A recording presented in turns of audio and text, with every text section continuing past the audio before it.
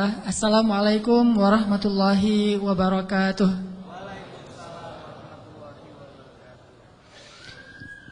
Alhamdulillah, segala puji dan syukur kepada Allah Subhanahu wa taala.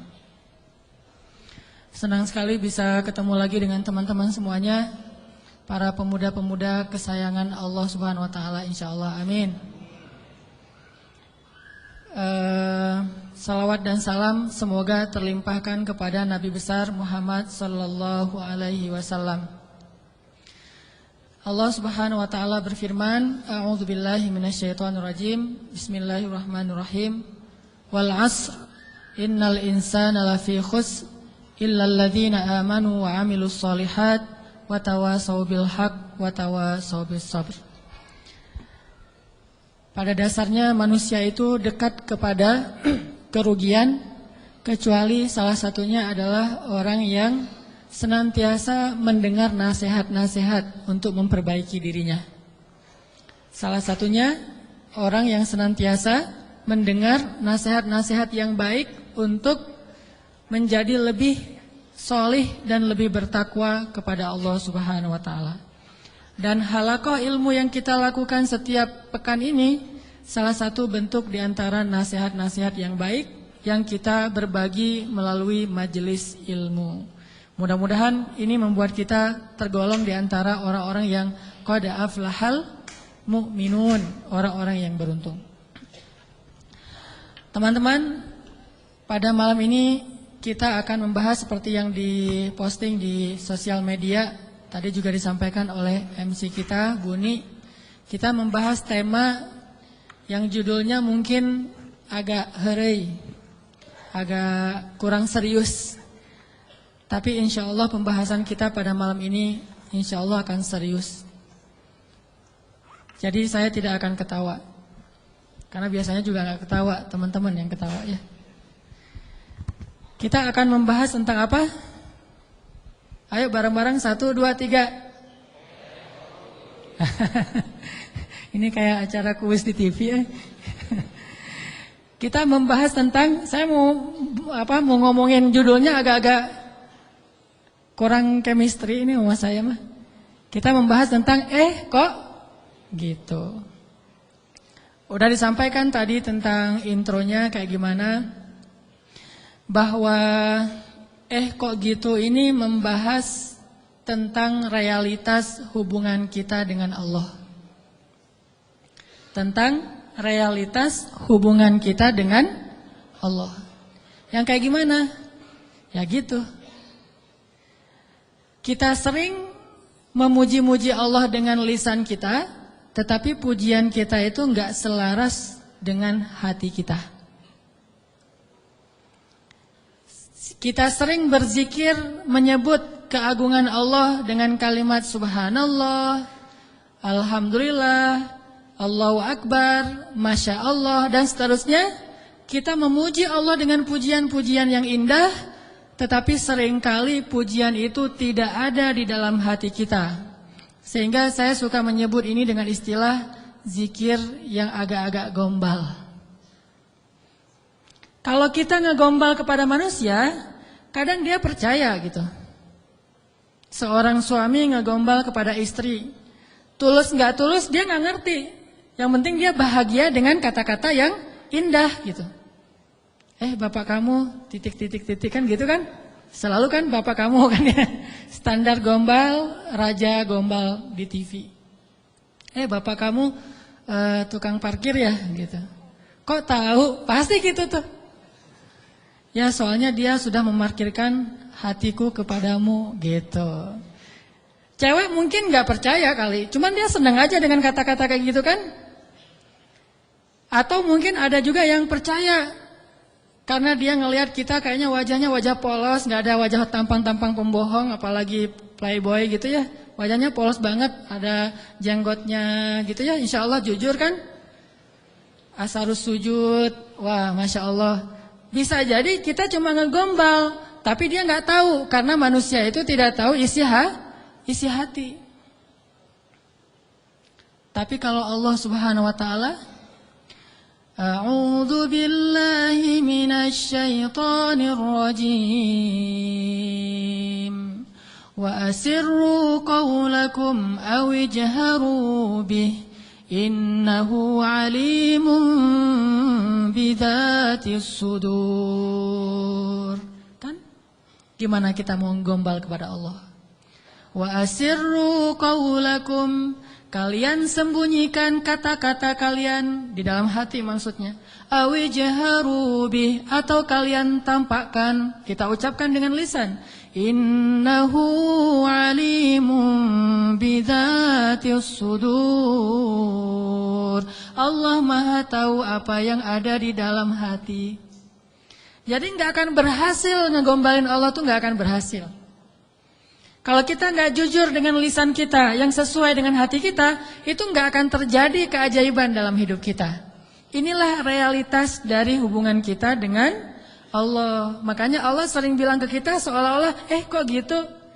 Barusan kamu bilang hasbiyallah, cukup bagi saya Allah. Tapi kok nggak cukup kalimat Allah itu menggetarkan hati? Padahal kalau orang bilang hasbiyallah, cukup bagi saya Allah, pas disebut nama Allah, udah selesai masalah dia gitu. Contoh, ada musibah. Terus temannya bilang, tenang, ntar Allah ganti dengan yang lebih baik. Kan disebutkan nama Allah, tenang, ntar Allah ganti dengan yang lebih baik. Oh ini ada doa nih, wakhluf li khairam minha, ya Allah beri saya ganti yang lebih baik. Apakah kata-kata ini cukup buat kita sehingga kita tenang? Sehingga kita tidak lagi terus-terusan dalam keputusasaan terhadap musibah-musibah yang kita hadapi. Kalau enggak, berarti kita gombal mengatakan hasbiyallah. Katanya hasbiyallah, kok enggak cukup sih Allah buat kita? Padahal Allah berfirman di dalam Al-Quran, innamal mu'minun, orang mukmin yang sebenarnya. Innamal mu'minuna alladzina idza dzukirallahu wajilat qulubuhum. Kalau disebut nama Allah hatinya gemetar. Maksudnya ngerespon gitu di dalam hati. Jadi mantap imannya, jadi mantap keyakinannya, jadi mantap tawakalnya kepada Allah Subhanahu wa taala. Benar enggak sih hasbiyallah? Coba. Kalau lagi bete, lagi ilfil, lagi nggak mood aja nih, lagi sedih, lagi galau berat. Yang buat bete, ilfil, galau berat kita itu reda apa? Jujur ya. Apakah sholat? Apakah jalan-jalan? Apakah makan-makan enak? Apakah main game? Apakah dengar musik? Apakah nonton film yang baru keluar? Mana yang paling gampang buat bete kita hilang? Itu jujurnya tuh. Kalau misalnya kita lagi bete, wudu, sholat, Allah Akbar, selesai sholat, hilang tuh bete. Berarti benar, hasbunallah, hasbiyallah. Tapi kenyataannya termasuk saya nih, gak gitu-gitu amat. Begitu ada masalah, sholat. Begitu selesai sholat, ini nonton di mana ya? Sama aja kan? Sholat sih, cuman habis sholat ternyata belum cukup, belum hilang juga nih. Saya udah sholat, saya udah zikir, saya udah doa, saya udah tilawah Al-Quran, saya malah udah tahajud, udah puasa, tapi belum hilang juga, masih ilfil banget nih. Mau cari makan enak mau makan yang pedas-pedas gitu, atau mau cari kopi, berarti belum hasbun, belum cukup, masih butuh tambahan. Memang berpengaruh, tapi belum cukup. Salat ya menenangkan, cuma belum bisa menyelesaikan masalah. Berarti kita masih gombal dalam zikir kita. Makanya Allah bilang, kok gitu? Katanya saya cukup buat kamu. Kok kamu masih mencari solusi yang lain setelah saya? Kok kamu masih menyekutukan saya dalam mencari jalan keluar terhadap masalah-masalah kamu? Berarti kamu tuh gak benar ngomongin hasbiyallah. Orang yang benar-benar mengatakan hasbiyallah tuh kayak Ibrahim tuh. Ketika dia masuk ke dalam api, dilemparkan ke dalam bara api, tiba-tiba Jibril datang kepada Ibrahim mengatakan, ya Ibrahim, alaka hajah?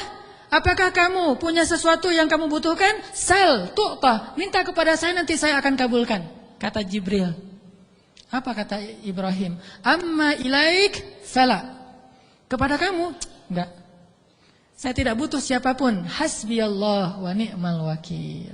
Baru Allah padamkan tuh api, keajaiban. Kenapa kita mengucapkan banyak kalimat zikir tapi tidak terjadi keajaiban-keajaiban dalam hidup kita? Mungkin kalimat kita itu belum jujur, belum sesuai dengan hati kita dan realitas kehidupan kita. Makanya zikir kita itu belum powerful. Harusnya zikir yang powerful itu begitu kita bilang hasbiyallah, api padam. Jadi kalau ada kebakaran, hasbiyallah, nggak butuh telepon pemadam kebakaran, selesai sudah.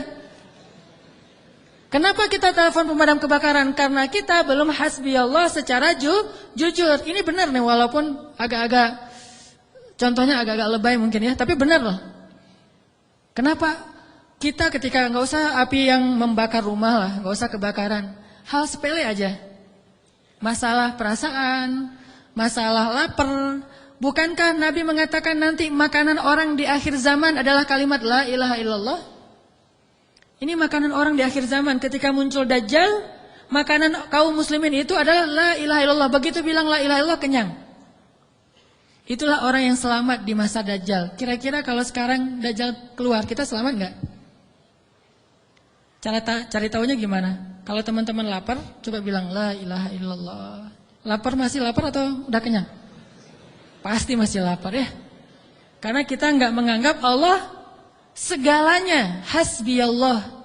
Tapi nanti di akhir zaman, ketika Dajjal muncul, Nabi mengatakan makanan mereka pada saat itu adalah zikir subhanallah, alhamdulillah, Allahu akbar, la ilaha illallah. Itulah makanan mereka. Begitu mereka bilang subhanallah, la haula wala quwata illa billah, langsung kenyang. Anaknya bilang, "Pa, lapar." Bilang la haula wala quwata illa billah. La haula wala quwata illa billah gimana? Udah kenyang. Ya itu.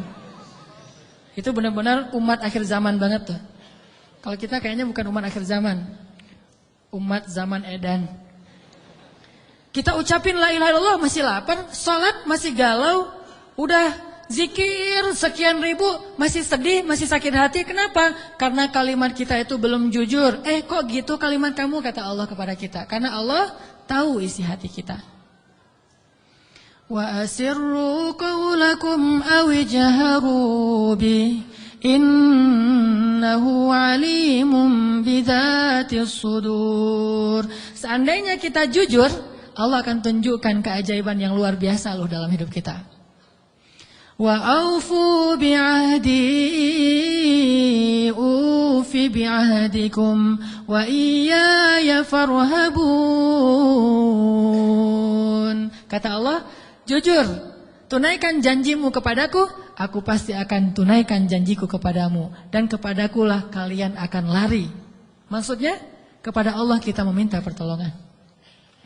Jadi kalau kita jujur sama Allah, Allah akan jujur sama kita. Kalau kita benar-benar mengatakan itu dengan yakin, Allah tidak akan mengecewakan kita sama sekali. Keajaiban itu akan terjadi dalam hidup kita. Sangat mudah urusan kita. Saya sendiri sering membuktikan ini, dan sering benar. Kalau ada yang keliru, itu karena saya masih belum baik imannya. Misalnya, contoh sederhana mau ceramah. Ceramah yang menurut saya paling beban adalah di sini. Di depan teman-teman semuanya. Kenapa? Karena saya selalu berharap ceramah sederhana saya itu benar-benar bisa menjadi suatu kebaikan yang bisa dibawa pulang oleh teman-teman sekalian. Pengen banget tidak mengecewakan. Jadi saya bukan perform untuk menghibur, tapi perform untuk memberi sesuatu yang kita cari bersama kan? Kita cari ilmu, kita cari iman, kita pengen datang ke majelis taklim itu pengen tajdidul iman, memperbaharui iman. Maksudnya pulang dari sini tambah yakin pengennya kan gitu ya? Pulang dari sini tambah semangat beramal soleh. Pulang dari sini semakin yakin untuk bergantung kepada Allah. Itu membuat saya terbeban. Ya Allah, jangan sampai penampilan saya buat mereka kecewa. Bukan karena pengen dielu-elukan ustadznya keren atau apa, enggak. Biar mereka tidak sia-sia waktunya datang ke sini. Terus gimana caranya? Saya akan berzikir. Salah satu zikir yang selalu saya baca, Rabbi syrah li sadri wa yassir li amri wahlul 'uqdatam min lisani. Dan wahlul 'uqdatam min lisani saya ulang berkali-kali. Kenapa? Saya khawatir saya tidak menyampaikan sesuatu dengan jelas dan baik sehingga teman-teman tidak memahami.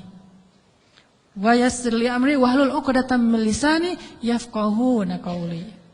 Dan ternyata setelah membaca ayat atau zikir ini, Allah seperti memudahkan Muncul terus saja materinya itu yang dulu udah lama dibaca, muncul lagi. Dan itu nggak dikonsep. Teman-teman bisa nanya kepada orang-orang dekat saya, teman atau istri saya jarang konsep materi ini, malam ini mau bahas ini, terus nyusun dulu, apalagi buat slide. Itu bukan saya banget lah. Modalnya tuh benar-benar saya mengonsep materi, mencari bahan itu ketika saya di Mesir dulu. Itu masa-masa mencari bahan. Sekarang bukan masa mencari bahan, masa memahami realitas untuk menawarkan bahan ini loh. Dulu di Mesir nyari bahan, baca, dengerin terus saja selama 6 tahun. Sekarang diingat-ingat, yang mana ya? Yang ini. Oh ya, sampein. Artinya doa Rabbi syrah li sadri itu benar-benar memudahkan urusan. Termasuk kalau misalnya kita lagi ada masalah sama seseorang. Kita doa, ya Rabbi, mudahkan urusan saya. Mudah enggak? Kalau kurang mudah, berarti kita belum benar-benar jujur dalam kalimat kita kepada Allah. Jujur gimana? Kita yakin enggak sih Allah yang memudahkan urusan kita? Kalau kita yakin banget, Allah akan tunjukkan keajaiban yang luar biasa. Seperti cerita kemarin tuh. 2 orang yang saling berhutang kan? Yang satu memberi hutang dan bertanya, siapa saksinya? Kata yang berhutang, Allah saksinya, boleh enggak? Kata yang memberi hutang, oh boleh, Allah itu sebaik-baik saksi dan itu jujur, yakin gitu. Coba kalau kita lakukan itu sekarang, mungkin kita akan dikhianatin, akan dirugiin sama banyak orang. Kenapa? Karena enggak yakin banget kepada Allah SWT. Masih ada sedikit, setitik ragu. Ntar kalau dia bohong gimana? Bukankah ada Allah? Ntar kalau dia lupa gimana? Bukankah ada Allah? Ntar kalau dia berubah pikiran gimana? Bukankah ada Allah? Ntar kalau dia hilang tiba-tiba nggak membayar hutang gimana? Bukankah ada Allah? Bukankah ada Allah? Ini jarang kita ucapkan. Kita masih ragu walaupun kita mengatakan hasbiyallah, hasbunallah. Makanya jarang ngelihat keajaiban. Padahal kalimat itu kalimat-kalimat yang mukjizat, powerful. Sebagian mungkin pernah dengar cerita Imam Hasan Al-Basri. Tahu Imam Hasan Al-Basri?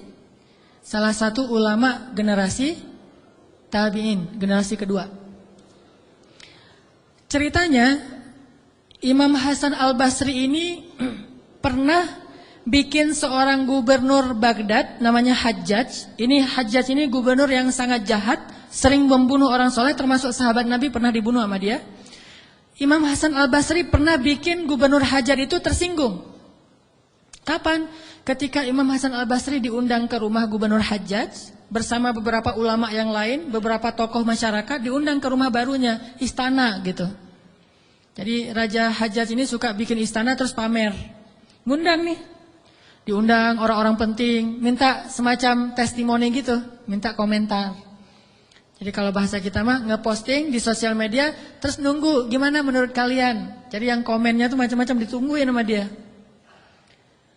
Nanya ke setiap orang yang tamu yang diundang, gimana menurut kamu istana saya? Rata-rata mengatakan ini bagus, istana pertama yang saya lihat yang paling indah segala macam. Bahasa-bahasa memuji lah. Dan gak jujur.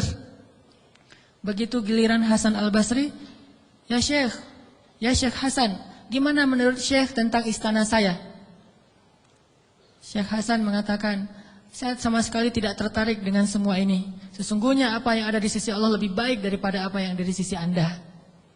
Ini ucapan Hasan Al-Basri. Karena lagi ada acara makan siang kayak gitu, banyak orang, Hajjaj menahan emosi. Dia tersinggung banget, marah sebetulnya. Akhirnya udah selesai obrol-obrolan, makan, pulang. Saat pulang, Raja Hajjaj mengutus 2 orang prajurit untuk menangkap Hasan Al-Basri di tengah jalan. Suruh bawa balik lagi ke istana. Mau dia apa? Mau dipancung. Karena dia suka mancung orang soleh. Tangkap tuh Hasan Al-Basri. Di tengah jalan didatangi pengawal raja. Kemudian dibawa lagi ke istana. Mau dipancung. Begitu Hasan Al-Basri berhadapan dengan Hajjaj, Hasan Al-Basri kemudian berdoa di dalam hatinya. Yang tadinya Hajjaj marah besar, pengen bunuh Hasan Al-Basri, pengen memancung Hasan Al-Basri, tiba-tiba pas ngelihat wajah Hasan Al-Basri, Hajjaj ini berubah seperti orang yang kena hipnotis. Tiba-tiba dia tersenyum, tiba-tiba dia jadi orang yang humble, hangat banget, langsung memeluk Hasan Al-Basri. Selamat datang wahai Syekh, selamat datang, duduk. Syekh, beri saya nasihat, terus dikasih makanan, minuman. Setelah itu dipersilakan pulang, dikasih kendaraan yang terbaik. Sampai akhirnya Hasan Al-Basri keluar dari istana. Ketika di tengah jalan, pengawal-pengawalnya Hajjaj bertanya kepada Hasan al-Basri, "Ya Syekh, kami tadi diutus oleh raja menangkap Anda agar Anda dipancung karena raja tersinggung dengan obrolan tadi ketika makan siang. Dan raja dalam keadaan marah besar. Tapi begitu bertemu dengan Anda, tiba-tiba dia berubah, jadi baik, jadi kasih sayang, jadi luluh, emosinya jadi reda. Apa yang Anda lakukan kepada dia? Apakah Anda punya sihir?" Kata pengawal. Kata Hasan al-Basri, "Saya tidak pakai sihir." "Terus apa?" "Saya sebelum bertemu dengan Hajjaj, tadi saya berdoa." "Apa doanya?" "Ya Rabbi, Engkaulah yang menggenggam hidupku. Kepadamulah aku berserah. Ya Rabbi, padamkanlah amarah di hati Hajjaj sehingga aku selamat sebagaimana Engkau mendinginkan api kepada Ibrahim sehingga dia selamat." Ini yang dibaca oleh Hasan al-Basri. "Ya Allah, padamkanlah amarah di hati Hajjaj sehingga aku selamat dari kezalimannya sebagaimana Engkau menyelamatkan Ibrahim dari api yang panas." Tiba-tiba Allah padamkan marahnya. Ini namanya zikir, doa powerful. Kenapa? Karena hati Hasan al-Basri itu benar-benar bergantung kepada Allah itu 100%, nggak ragu sama sekali. Gimana pun pengawalnya banyak, tidak membuat dia ragu kepada Allah. Allah lebih besar. Gimana pun kuatnya Hajjaj, tidak ragu kepada Allah. Allah maha kuat. Sehingga kalimat yang sesuai dengan hati, Allah tunjukkanlah keajaiban kepada Hasan al-Basri. Langsung luluh, langsung berubah dari marah menjadi sayang kepada Hasan al-Basri. Kenapa kita jarang melihat keajaiban? Karena ucapan kita itu belum selaras dengan hati kita. Gak yakin-yakin amat sama Allah. Sering bilang la haula wala quwata illa billah, tapi kita masih yakin ada kekuatan lain yang mempengaruhi hidup kita. Padahal kata Nabi kepada Ibnu Abbas, kalau semua orang berkumpul dan ingin menolong kamu, mereka tidak dapat menolong kamu kecuali dengan seizin Allah. Kalau mereka semua berkumpul ingin mencelakai kamu, mereka tidak bisa mencelakai kamu kecuali dengan ketetapan Allah. Allah, Allah, Allah, di tangannya lah segala kebaikan, di tangannya lah segala kerajaan. Tabarakalladzi biyadihil mulk wa huwa ala kulli syai'in qadir. Percaya enggak kita dengan ayat itu? Jawab dengan hati kita masing-masing. Kalau kita percaya, baru terjadi keajaiban dalam hati kita. Pernah menghadapi orang marah? Pernah? Sering kan? Siapa yang marah? Istri. Tahu gimana kalau istri lagi marah? Oh, belum tahu ya. Ya udah deh, ganti contoh.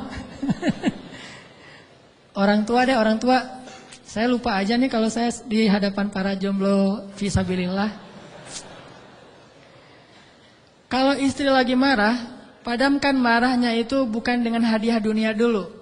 Itu buat kita ragu sama Allah dan mengandalkan materi. Pas marah, tunjukin. Mau ke Lombok, Bali, Jogja, atau Maldives. Pasti dia pilih Maldives tuh. Pas dia pilih Maldives, kita nangis. Kenapa? Dananya gak cukup. Makin marah dia tuh.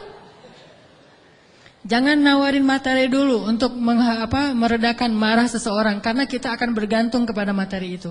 Ternyata ampuh. Kalau dia marah, saya kasih tuh brosur. Brosur doang. Kalau lagi marah, nonton yuk. Pelan-pelan reda marahnya, berarti efektif. Nonton cukup bagi saya. Pas lagi marah, ada kafe baru loh, enak tuh makanannya. Terutama tuh misalnya green tea-nya, milkshake tuh paling enak tuh se-Bandung. Reda marahnya, milkshake cukup bagi saya. Kan? Bukan hasbi Allah, hasbiya milkshake.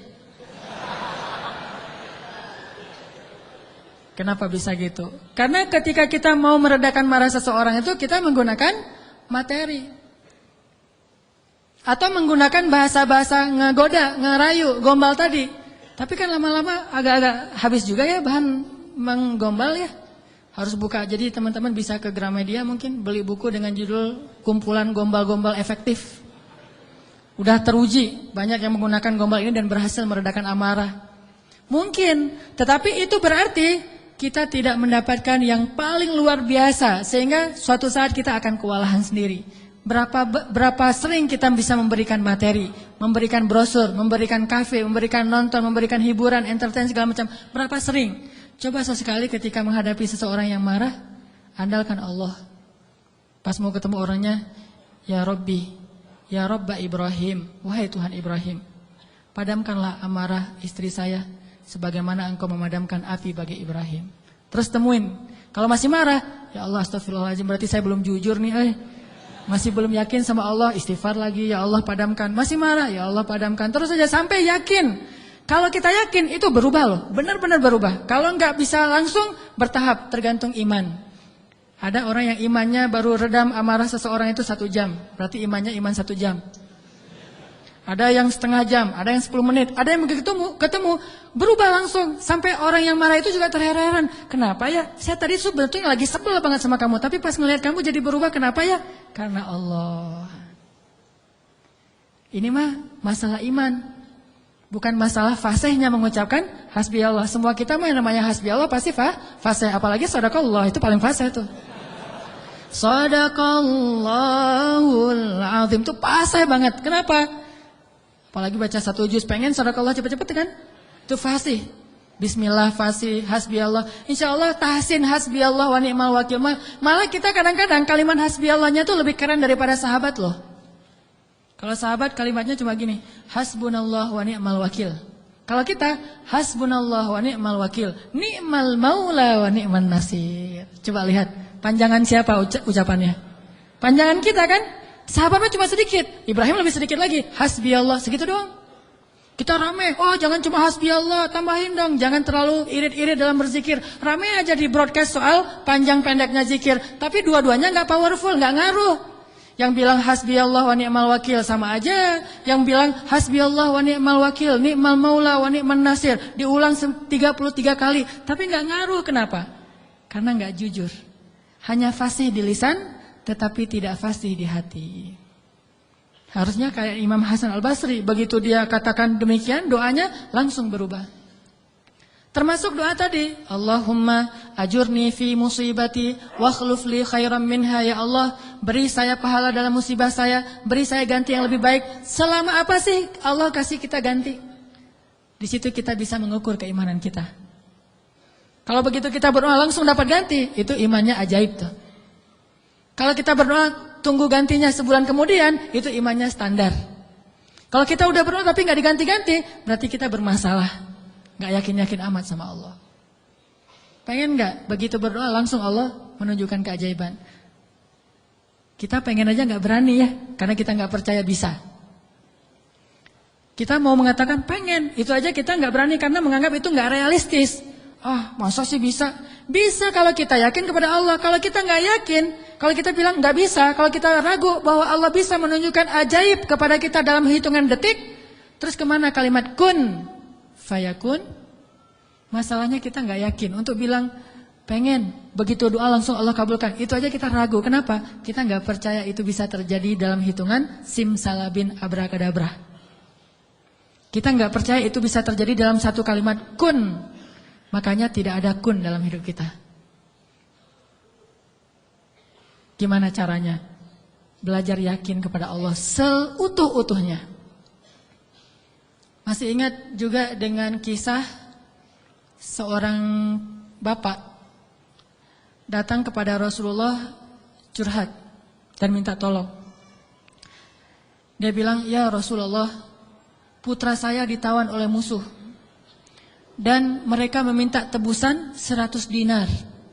Kalau saya nggak ngasih uang 100 dinar, putra saya akan dipenggal, akan dibunuh ya Rasulullah. Sedangkan saya orang miskin. Jangankan 100 dinar, 100 dinar itu mungkin sekarang sekitar 250 juta. Mahal. Saya nggak punya uang sebesar itu ya Rasulullah. Untuk makan aja susah. Terus gimana ini ya Rasul? Waktu itu Rasulullah juga nggak punya apa-apa untuk diberi. Sahabat-sahabat banyak yang keluar negeri untuk berdakwah, sehingga orang-orang kaya kayak Utsman, Abdurrahman lagi nggak ada. Terus nolongnya gimana nih? Nabi kasih satu zikir. Kata Nabi, Pak, banyak-banyak mengatakan la haula wala quwata illa billah. Bapak percaya? Oh percaya ya Rasulullah. Pulang dia tuh. Coba kalau kita digituin, ya insya Allah ya Rasul. Tapi duitnya gimana Rasul? Tetap aja kan? Udah minta zikir, minta duit. Yang konkret dong Rasul kalau kasih zikir, kalau kasih solusi. Zikir itu solusi paling konkret. Justru yang lain itu nggak konkret. Yang lain itu Allah tunjukkan kepada kita karena Allah sayang kepada kita. Allah tahu iman kita lemah. Kalau seandainya Allah mau memberikan kepada kita keajaiban menurut iman, mungkin kita nggak dapat apa-apa dalam hidup. Akhirnya Allah berilah kita pertolongan, jalan keluar. Cuman butuh waktu karena iman kita juga butuh waktu. Kita taubat aja butuh waktu, ya. Untuk hijrah aja butuh waktu. Untuk taubat butuh waktu. Mau sholat aja minta tambahan waktu. Udah azan jangan sekarang deh, ntar lagi. Gimana kita mau dapat pertolongan Allah yang sekarang? Fair gak sih kalau Allah mengatakan, oh ntar lagi ya hambaku, orang kamu juga barusan sholatnya juga bentar lagi. Allah kasih tuh. Begitu Nabi bilang, ucapkan banyak-banyak membaca la haula wala quwata illa billah. Dia yakin langsung mengatakan, oh ya insya Allah, yakin gitu akan terjadi keajaiban, bukan ya ada Utsman gak Rasul? Enggak. Abdurrahman bin Auf rumahnya di mana ya? Enggak nanya-nanya orang kaya, udah aja yakin. Pulang dia tuh, la haula wala quwata illa billah, la haula wala quwata illa billah, la haula. Artinya apa? Tidak ada daya dan upaya dari makhluk. Allah lah yang maha kuasa. Pulang ke rumah, istrinya nungguin. Pak gimana? Udah ketemu Rasulullah. Dapat solusinya, dapat uang pinjaman dari siapa? Enggak. Terus gimana? Nabi ngasih kita solusi yang lebih baik daripada itu. Apa? Ucapkanlah la haula wala quwata illa billah. Istrinya enggak protes, langsung bilang, oh ya, langsung la haula wala quwata illa billah. Berdua tuh la haula wala quwata illa billah. Enggak ada ya kirain duit 100 dinar. Enggak sama sekali, yakin. Begitu malam, sepanjang siang mereka la haula wala quwata illa billah, malam hari tiba-tiba putranya pulang. Enggak sendiri, bawa ternak, bawa kambing banyak tuh, domba dibawa. Ada ratusan ekor domba dia bawa pulang. Di luar orang apa nih apa? Ada domba, siapa? Oh, putra kita, Masya Allah. Pelukan, kangen gitu ya. Kamu gimana bisa selamat? Kata putranya, wahai ayah, ada keajaiban. Tadi, tiba-tiba ketika saya sedang diikat dan besok mau dipenggal, pengawal-pengawal saya itu tiba-tiba pada ngantuk, tertidur, dan tiba-tiba ikatan saya menjadi longgar, sehingga saya bisa melepaskan diri, dan bahkan ketika saya mau pergi, saya kepikiran, kenapa saya nggak bawa domba-domba aja sebagai ghanimah? Domba 100 ekor, kira-kira berisik nggak sih? 100 ekor domba berisik nggak? Berisik kan? Berisik banget kan? Tapi seberisik itu, orang yang ngawal dia tuh nggak bangun loh. Allah udah tutup telinga dan penglihatan mereka. Mereka nggak bangun sama sekali, dibawa. Dan untuk ngumpulin domba 100 ekor, kira-kira butuh berapa jam? Itu bukan kerjaan yang gampang. Ngumpulin 100 ekor, digiring ke satu arah, udah gitu berisik lagi. Ada yang domba yang lari ke sana, ditarik lagi. Namanya domba kan, domba-domba yang tersesat gitu deh.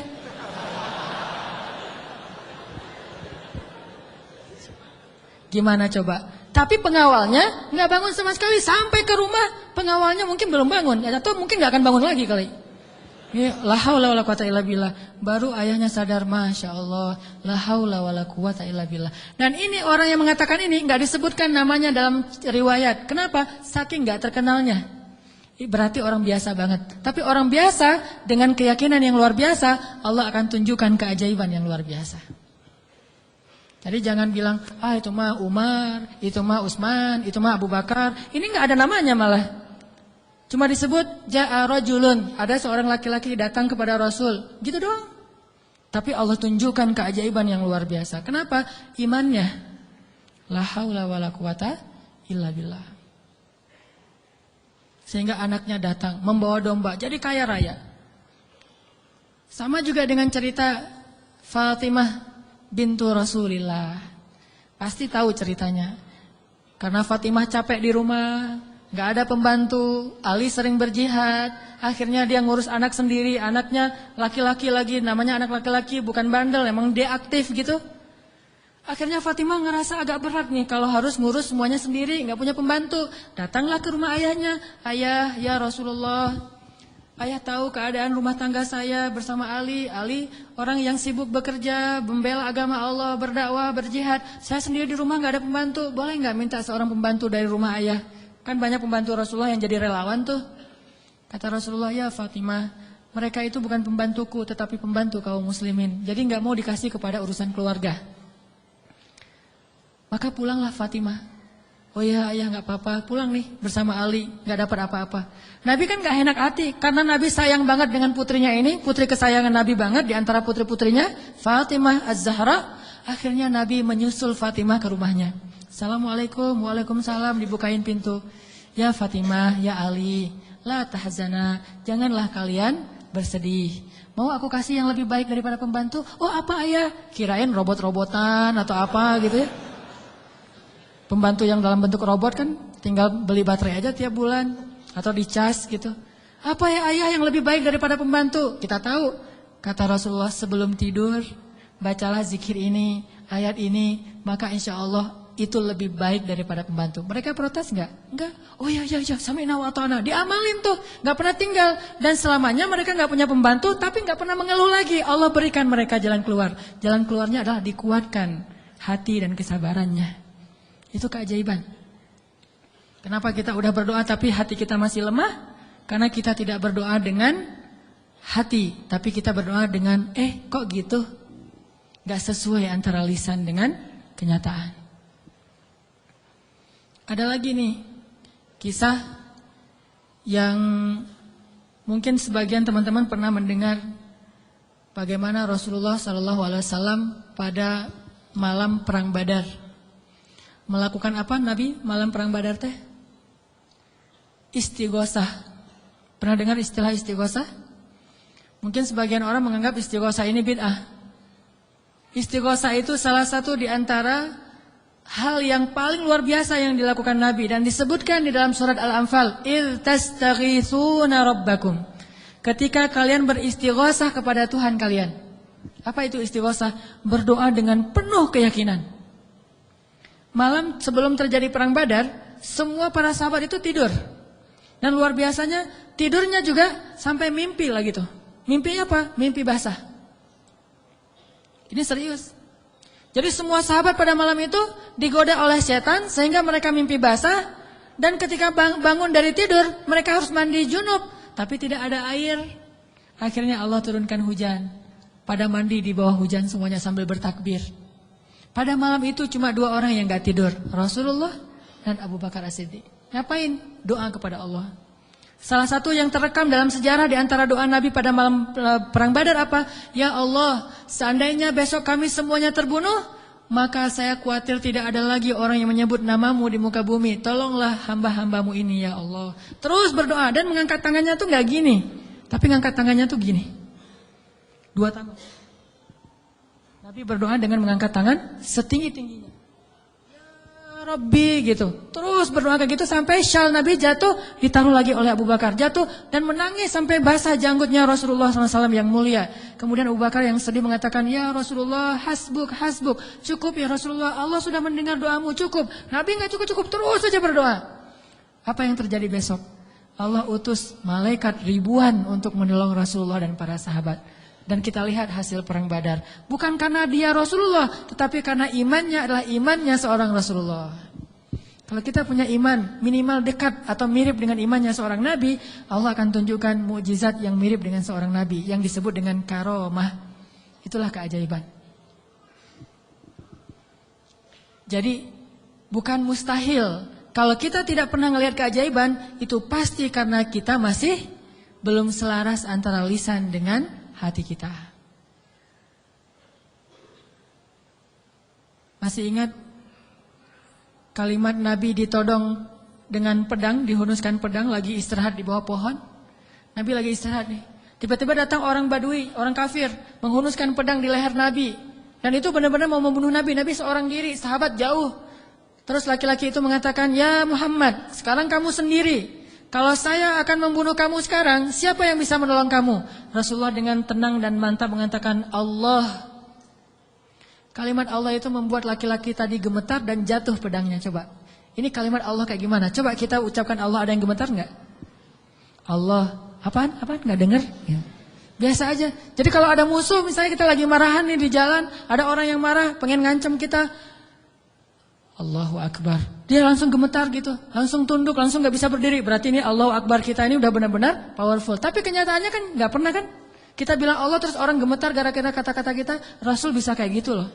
Jadi kalimatnya sama yang kita ucapkan dengan yang Rasulullah ucapkan, tetapi hatinya beda.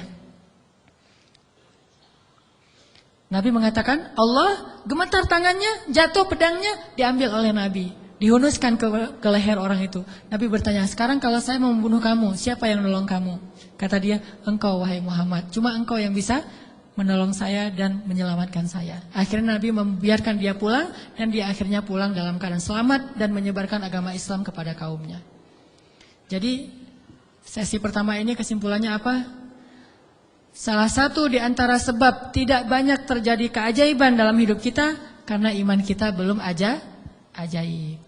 Insyaallah nanti habis sholat Isya saya mau sharing kisah-kisah yang menurut saya lebih powerful untuk jadi pelajaran buat kita dalam berdoa, berzikir dan memohon pertolongan Allah Subhanahu wa taala insyaallah. Oke, teman-teman sekalian, tadi kita sampai kepada beberapa kisah tentang gimana menyelaraskan antara lisan dengan hati kita sehingga bisa terjadi banyak keajaiban dalam hidup kita. Ini kisah-kisah yang tadi kita dengar adalah bukti gitu. Orang kalau selaras antara lisan dan hatinya pasti terjadi keajaiban.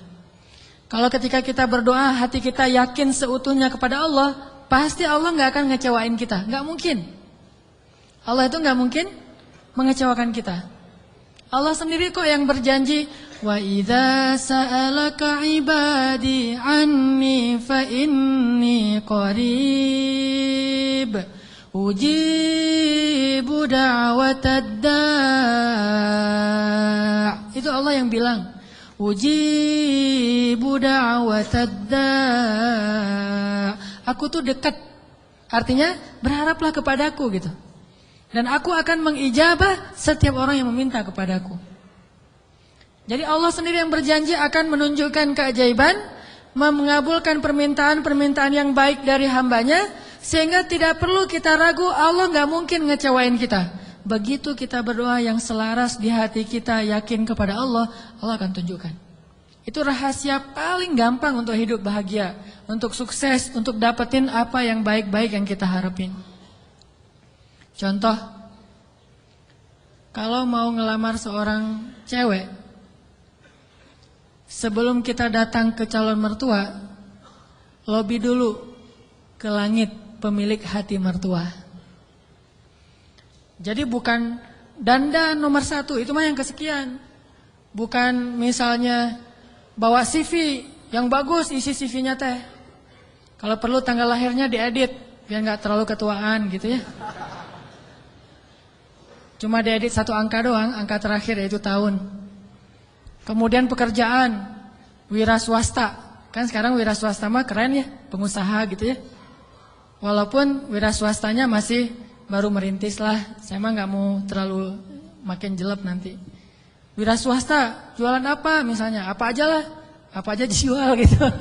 Yang penting tidak menjual harga diri. Wah, semuanya diedit. Itu bukan yang paling penting. Yang paling penting adalah gimana ngelobi lah langit, pakai jalur langit. Minta kepada Allah yang menggenggam hati. Begitu di depan pintu pagar, la haula wala quwata illa billah. La haula sampai 100 kali. Kenapa 100 kali? Sampai yakin banget ini Allah yang menentukan hati seseorang hamba. Bisa dibolak-balik. Bisa jadi awalnya si calon mertua ini udah punya calon sendiri buat anak yang perempuannya. Mungkin lebih tajir, mungkin lebih keren, mungkin lebih berewokan, lebih nyunah gitu ya. Kita mah seadanya, udah pakai wak doyok juga belum tumbuh-tumbuh. Ya gimana, udah begitu takdirnya kan, terimalah kenyataan. Akhirnya orang tua, calon mertua tadi yang udah punya rasa srek kepada yang lain, tiba-tiba berubah pas ngelihat kita. Wah ini nih calon menantu saya nih. Kita baru mau ngomong, udah tenang aja. Kamu bukan hanya akan saya berikan anak saya, juga domba-domba gitu ya. Kan la haula wala quwata illa billah. Dikasih modal nikah, dikasih mahar, disiapin semuanya, dimudahin banget. Kenapa? La haula wala quwata illa billah. Itu lebih penting daripada mahar, lebih penting daripada bawa kendaraan apa walaupun minjem, lebih penting dari apapun, lebih Allah dulu, pemilik segala hati hamba. Itu berlaku banget. Jadi kalau selama ini masih belum beruntung, berarti kurang la haula wala quwata illa billah. Tips supaya mengakhiri masa jomblo, yakin sama Allah, banyak-banyak la haula wala quwata illa, dan berani datang kepada calon. Kalau kata seorang pelawak, kalau kita jelek, jangan takut untuk mencintai seorang perempuan, karena yang takut itu harusnya yang dicintai, kan gitu ya. Kita mah nggak usah takut, yang dicintai yang takut. Yang datang ke saya kok wajahnya gini. Tapi itu mah cak lontong. Jarine cak lontong. Oke. Sama juga kalau misalnya seorang istri pengen membujuk suaminya. Membujuk ngapain nih? Membujuk tambahan saldo. Ini udah akhir bulan nih, tanggal 31, pakai la haula wala quwata illa billah. Itu ngaruh banget. Sambil senyum, sambil la haula wala quwata illa billah. Oh, ngerti mah, besok ditransfer gitu ya. Enggak usah bilang, "Pak, uang bulanan," enggak usah. Bilang aja la haula wala quwata illa billah. Lobi Allah sehingga dia jadi sayang sama kita, dikasih lebih. Jalan ke mall, lobi Allah supaya dia sayang sama kita, dikasih lebih. Jadi dibeliin apa. Ini semuanya karena kita yakin sama Allah yang maha kaya. Saya pernah dulu di tablik. Awal-awal saya dulu hijrah dari hidup gak jelas menjadi agak jelas. Saya waktu SMA juga masih belum jelas. Suka sama cewek tapi gak pernah disukai. Mungkin saya mirip dengan kata-kata Cok Lantong tadi kali ya. Suka, alhamdulillah gara-gara saya nggak diterima, akhirnya saya nggak pernah pacaran. Itu bukan karena saya nggak mau pacaran, karena nasib aja. Jadi akhirnya nggak bisa pacaran. Nah, pas sudah jelas, gara-gara datang jamaah tablik berdakwah di sekolah saya, akhirnya saya masuk ke tablik yang khuruj 3 hari, 40 hari. Di tablik itu ada pelajaran tauhid yang menurut saya bagus ya, inspiring gitu. Kalau kita lagi makan nih, kan makannya tuh rame-rame tuh, pakai talam gitu kan, makan rame-rame. Terus ada petugas khidmat namanya yang ngasih-ngasih lauk, nasi, ikan segala macam. Jadi SOP di tablik, kalau kita lagi makan, mau minta tambahan makanan, nasi, ikan atau lauk, itu nggak boleh minta kepada yang khidmat. Kita ngomong Allah, ikan Allah, datang tuh ikannya. Wah ini ikan, Masya Allah, Allah kasih datang ikan. Di situ belajar tauhid tuh. Ternyata kuahnya kurang. Allah, kuah, Masya Allah, kuah, Masya Allah. Datang tuh kuah tuh. Soalnya orangnya dengerin gitu ya. Tapi walaupun ini agak-agak menurut sebagian orang aneh, justru di situ kita belajar yakin sama Allah. Makanya saya sering cerita, awal-awal saya dapat hidayah ke tabligh itu, lagi mau main bola, keluar dari sholat asar di masjid. Bukan keluar masalah, lagi main bola depan masjid. Masjid di Aceh itu kan luas-luas, selamanya bisa main bola. Ada orang main bola, ada sapi yang lagi ngerumput karena saking luasnya halaman masjid. Udah gitu, lagi main bola dipanggil sama seorang jamaah tabligh dari Pakistan. Dia nyebutnya Maulana gitu. Orang tabligh kan kalau udah level ilmu tertentu disebut Maulana. Maulana ini manggil saya, come here gitu. Saya datang. Saya waktu itu masih anak muda nggak jelas gitu. Duduk di sebelah dia tanya, dia tunjuk-tunjuk ke langit gitu, nggak bisa bahasa Indonesia. Saya bilang, kenapa? Oh langit, saya bilang, langit Allah cipta, kata dia. Terus tunjuk ke pohon, saya bilang pohon Allah cipta. Dia tahu bahasa Indonesia cuma satu kalimat, Allah cipta. Pohon Allah cipta. Saya tunjuk anak-anak, dia nunjuk anak-anak. Oh orang Allah cipta. Itu aja selama setengah jam. Begitu setelah setengah jam Allah cipta, tiba-tiba saya ngerasa kayak ada yang masuk ke dalam hati saya tuh sejuk banget. Saya langsung pergi wudu, saya sholat kayak orang dihipnotis gitu. Sholat asar sendiri, udah selesai sholat asar sendiri, dia temukan dengan tablik yang ada di situ, orang lokal, masuklah saya ke tablik, khuruj 3 hari.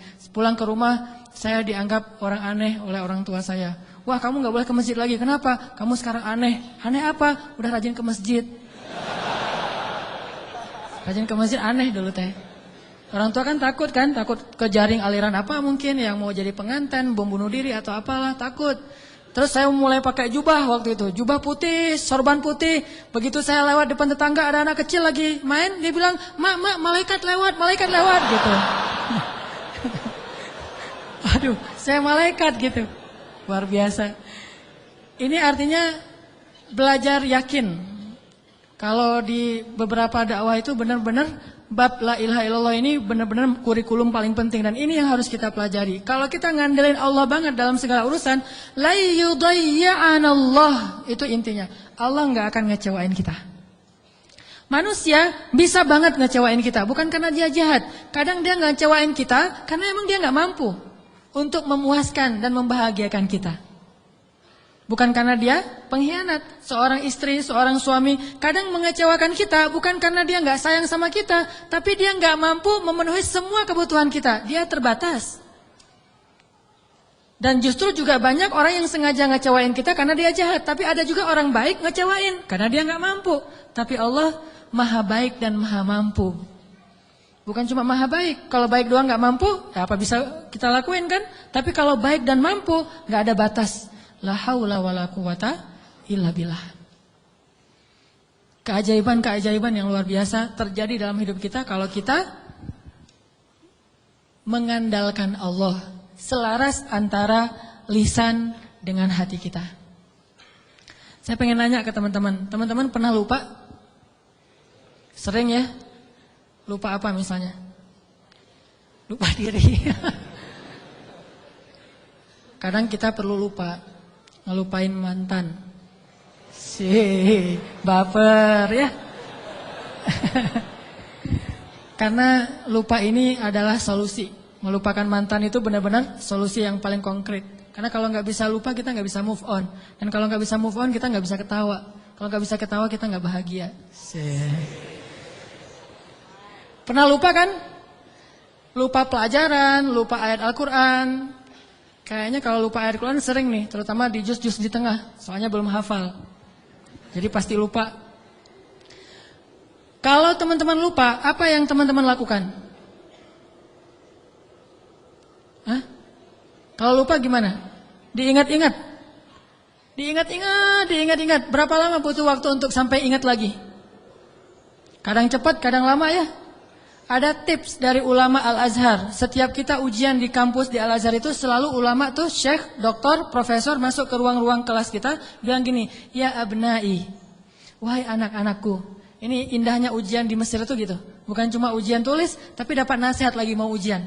Nasihatnya jangan nyontak ya, bukan. Nasihatnya apa? Ya abnai, panggilannya lembut, wahai anak-anakku. Kalau nanti kalian mau kerjakan soal, jangan lupa bismillah. Kalau kalian lupa, Jangan lupa. Kalau kalian lupa, ucapkanlah istighfar dan salawat. Allah akan mengembalikan ingatan kalian.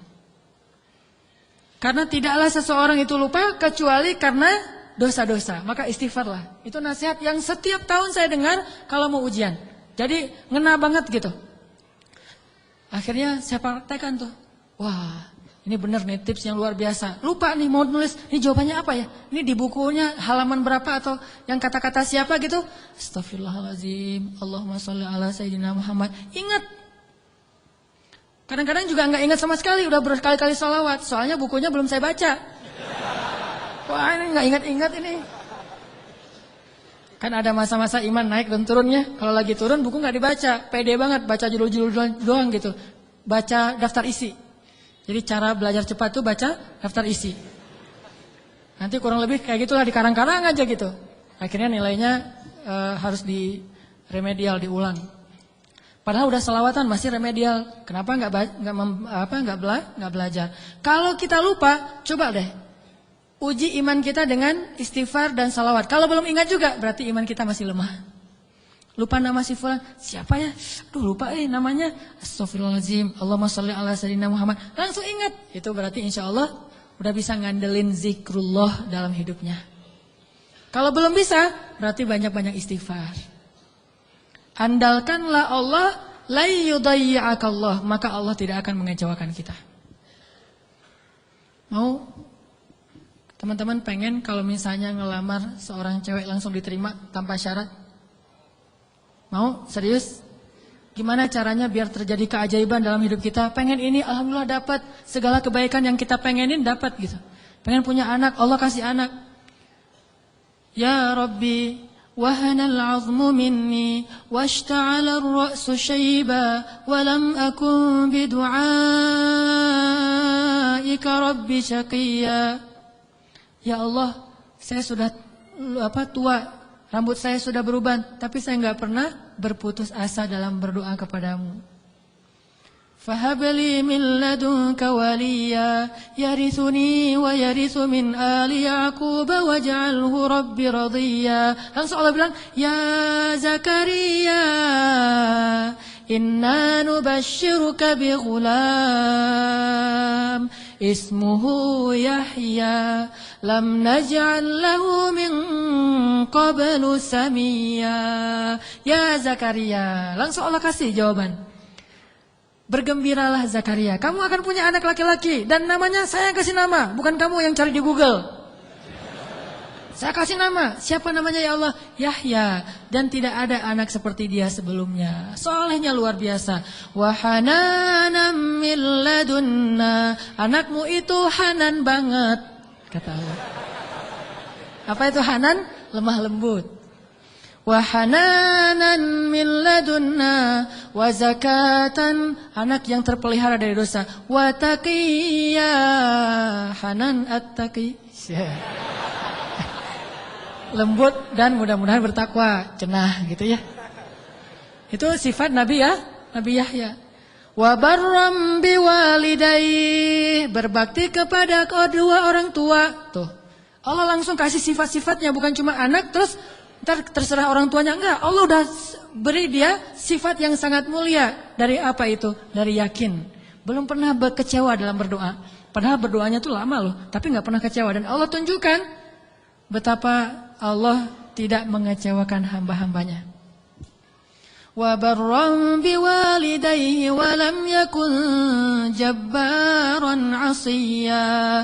Dia anak yang berbakti, tidak pernah berlaku kasar dan tidak pernah berbuat dosa. Bayangin, anak enggak pernah berbuat dosa sampai akhir hayatnya. Yahya alaihissalam.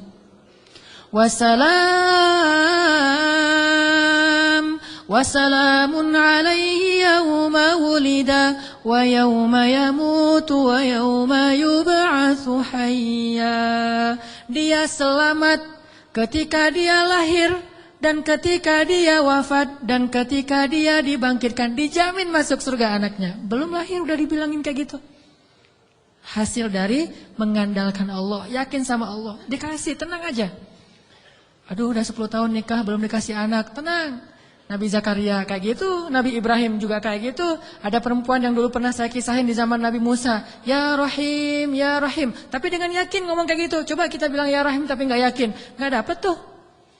Takdirnya gak akan punya anak, tapi karena dia ya Rahim terus, tiba-tiba Allah mengubah takdir. Sesungguhnya rahmatku lebih luas daripada takdir.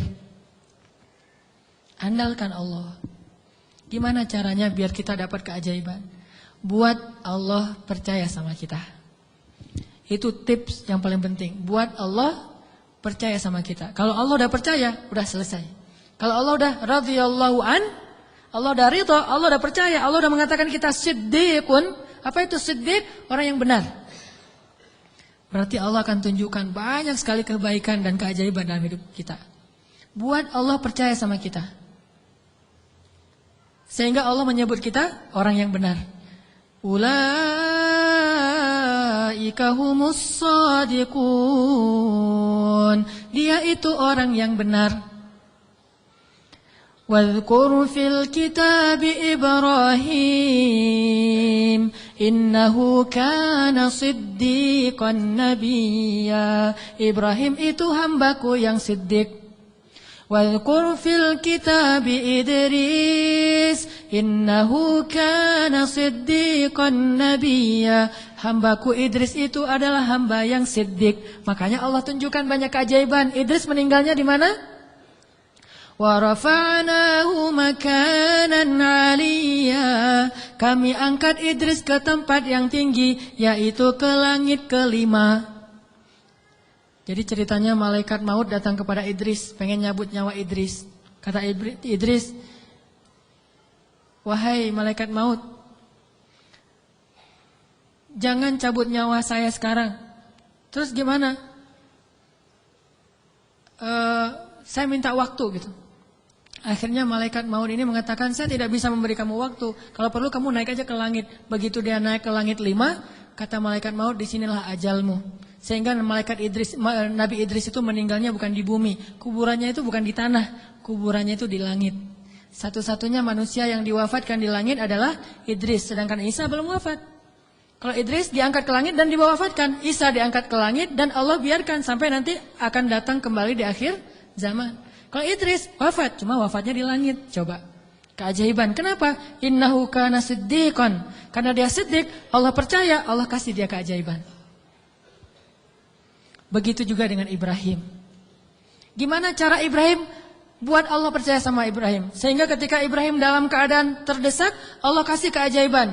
Ya nar, kuni bardan wa salaman ala Ibrahim. Wahai api, jadilah kamu sejuk dan selamat bagi Ibrahim. Langsung sejuk, apinya membara-bara sampai kayu bakarnya habis, tapi Ibrahimnya dalam keadaan selamat. Kayak di ruang AC. Kenapa? Karena Allah udah percaya sama hatinya Ibrahim.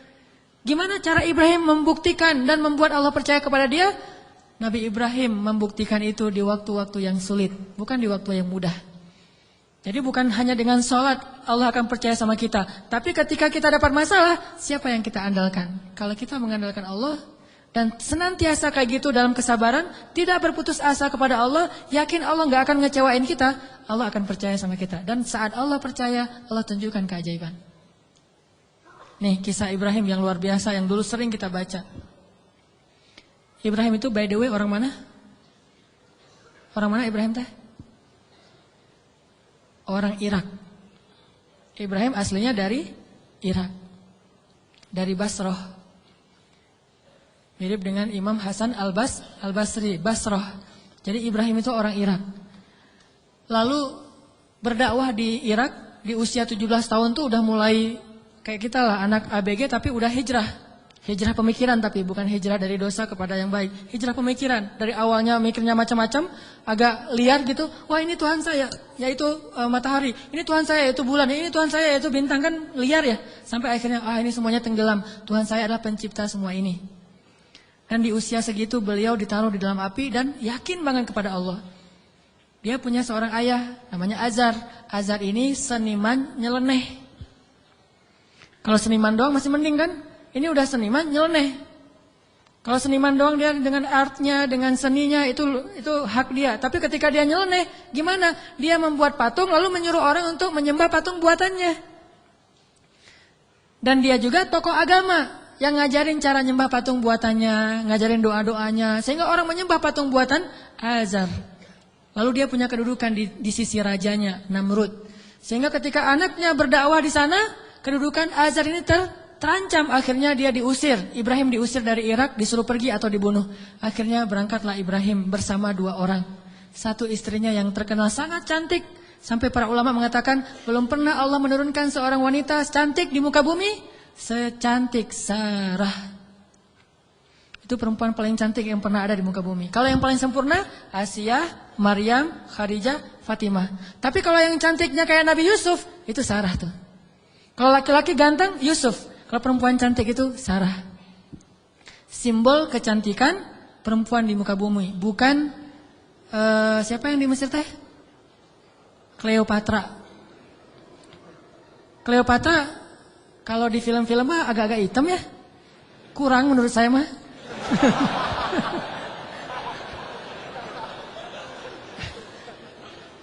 Kalau Sarah itu benar-benar cantik tuh, simbol kecantikan wanita di muka bumi. Nanti kalau punya anak jangan lupa kasih nama Sarah. Sarah. Nah, ditemani oleh Sarah, istri tercantik. Dan seorang murid yang kelak juga jadi nabi, namanya Lut alaihissalam. Lut masih muda, masih ABG, baru belajar kepada Ibrahim. Jalan nih bertiga dari Irak menuju ke Palestina. Di tengah jalan lewat Mesir, Raja Mesir jatuh cinta kepada Sarah, namanya juga cewek cantik. Untung gak ada adegan ngiris tangan kayak Yusuf ya. Ngelihat Sarah, wah gitu. Enggak. Karena dia bukan nabi, tapi cantik banget. Sampai raja aja yang di Mesir banyak cewek cantik, tapi masih jatuh cinta kepada Sarah. Saking cantiknya Sarah. Begitu tahu Sarah adalah istrinya Ibrahim, akhirnya raja jadi segan, gak berani. Soalnya Ibrahim terkenal dengan kebijaksanaannya, kearifannya, ilmu yang luas. Sehingga lama-lama malah rajanya merasa takjub kepada Ibrahim.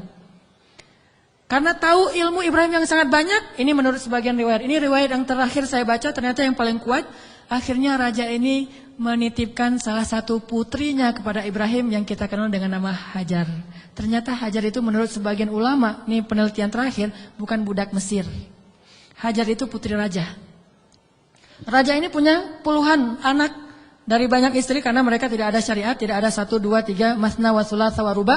Adanya asyarah, isyrun, salasun, 10, 20, 30. Istrinya banyak gitu. Sehingga anaknya ratusan. Salah satu di antara anaknya yang perempuan, putrinya namanya Hajar. Dan Hajar ini putri kesayangan Raja Mesir.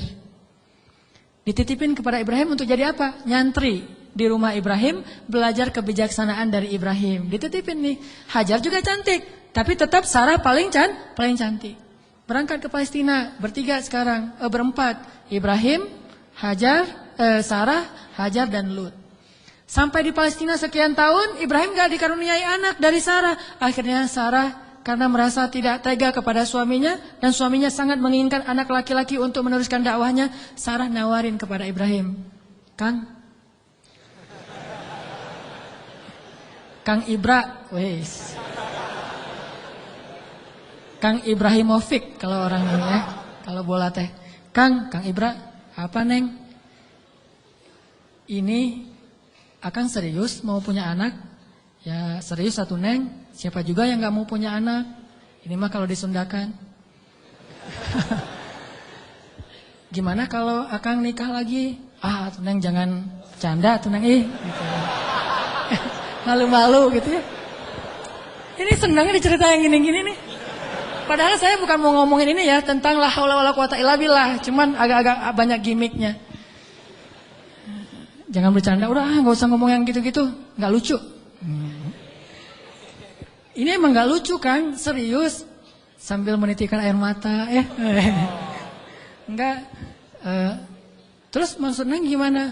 Gimana kalau dengan Hajar? Hajar udah belajar lama dengan Ibrahim dan udah ketahuan oleh Sarah Hajar ini perempuan yang soleha, yang baik, yang bijaksana, cocok insya Allah untuk Ibrahim dan dia lebih muda jauh. Akhirnya Nabi Ibrahim meminta petunjuk dari Allah. Kalau di kita mah sholat galau teh istikharah, sholat galau dulu. Kalau dulu Nabi Ibrahim minta petunjuk Allah, akhirnya Allah menyetujui. Ya udah, Sarah udah dapat petunjuk dari Allah. Gimana jawaban Allah? Ya aku sih terserah kamu. Atau aku sih yes, nggak tahu kalau kamu gitu ya. Ya udah kalau Mas Anang yes, saya juga yes gitu. Akhirnya yes, nikah nih sama Hajar. Udah nikah sama Hajar, langsung Hajar mengandung anak Ismail.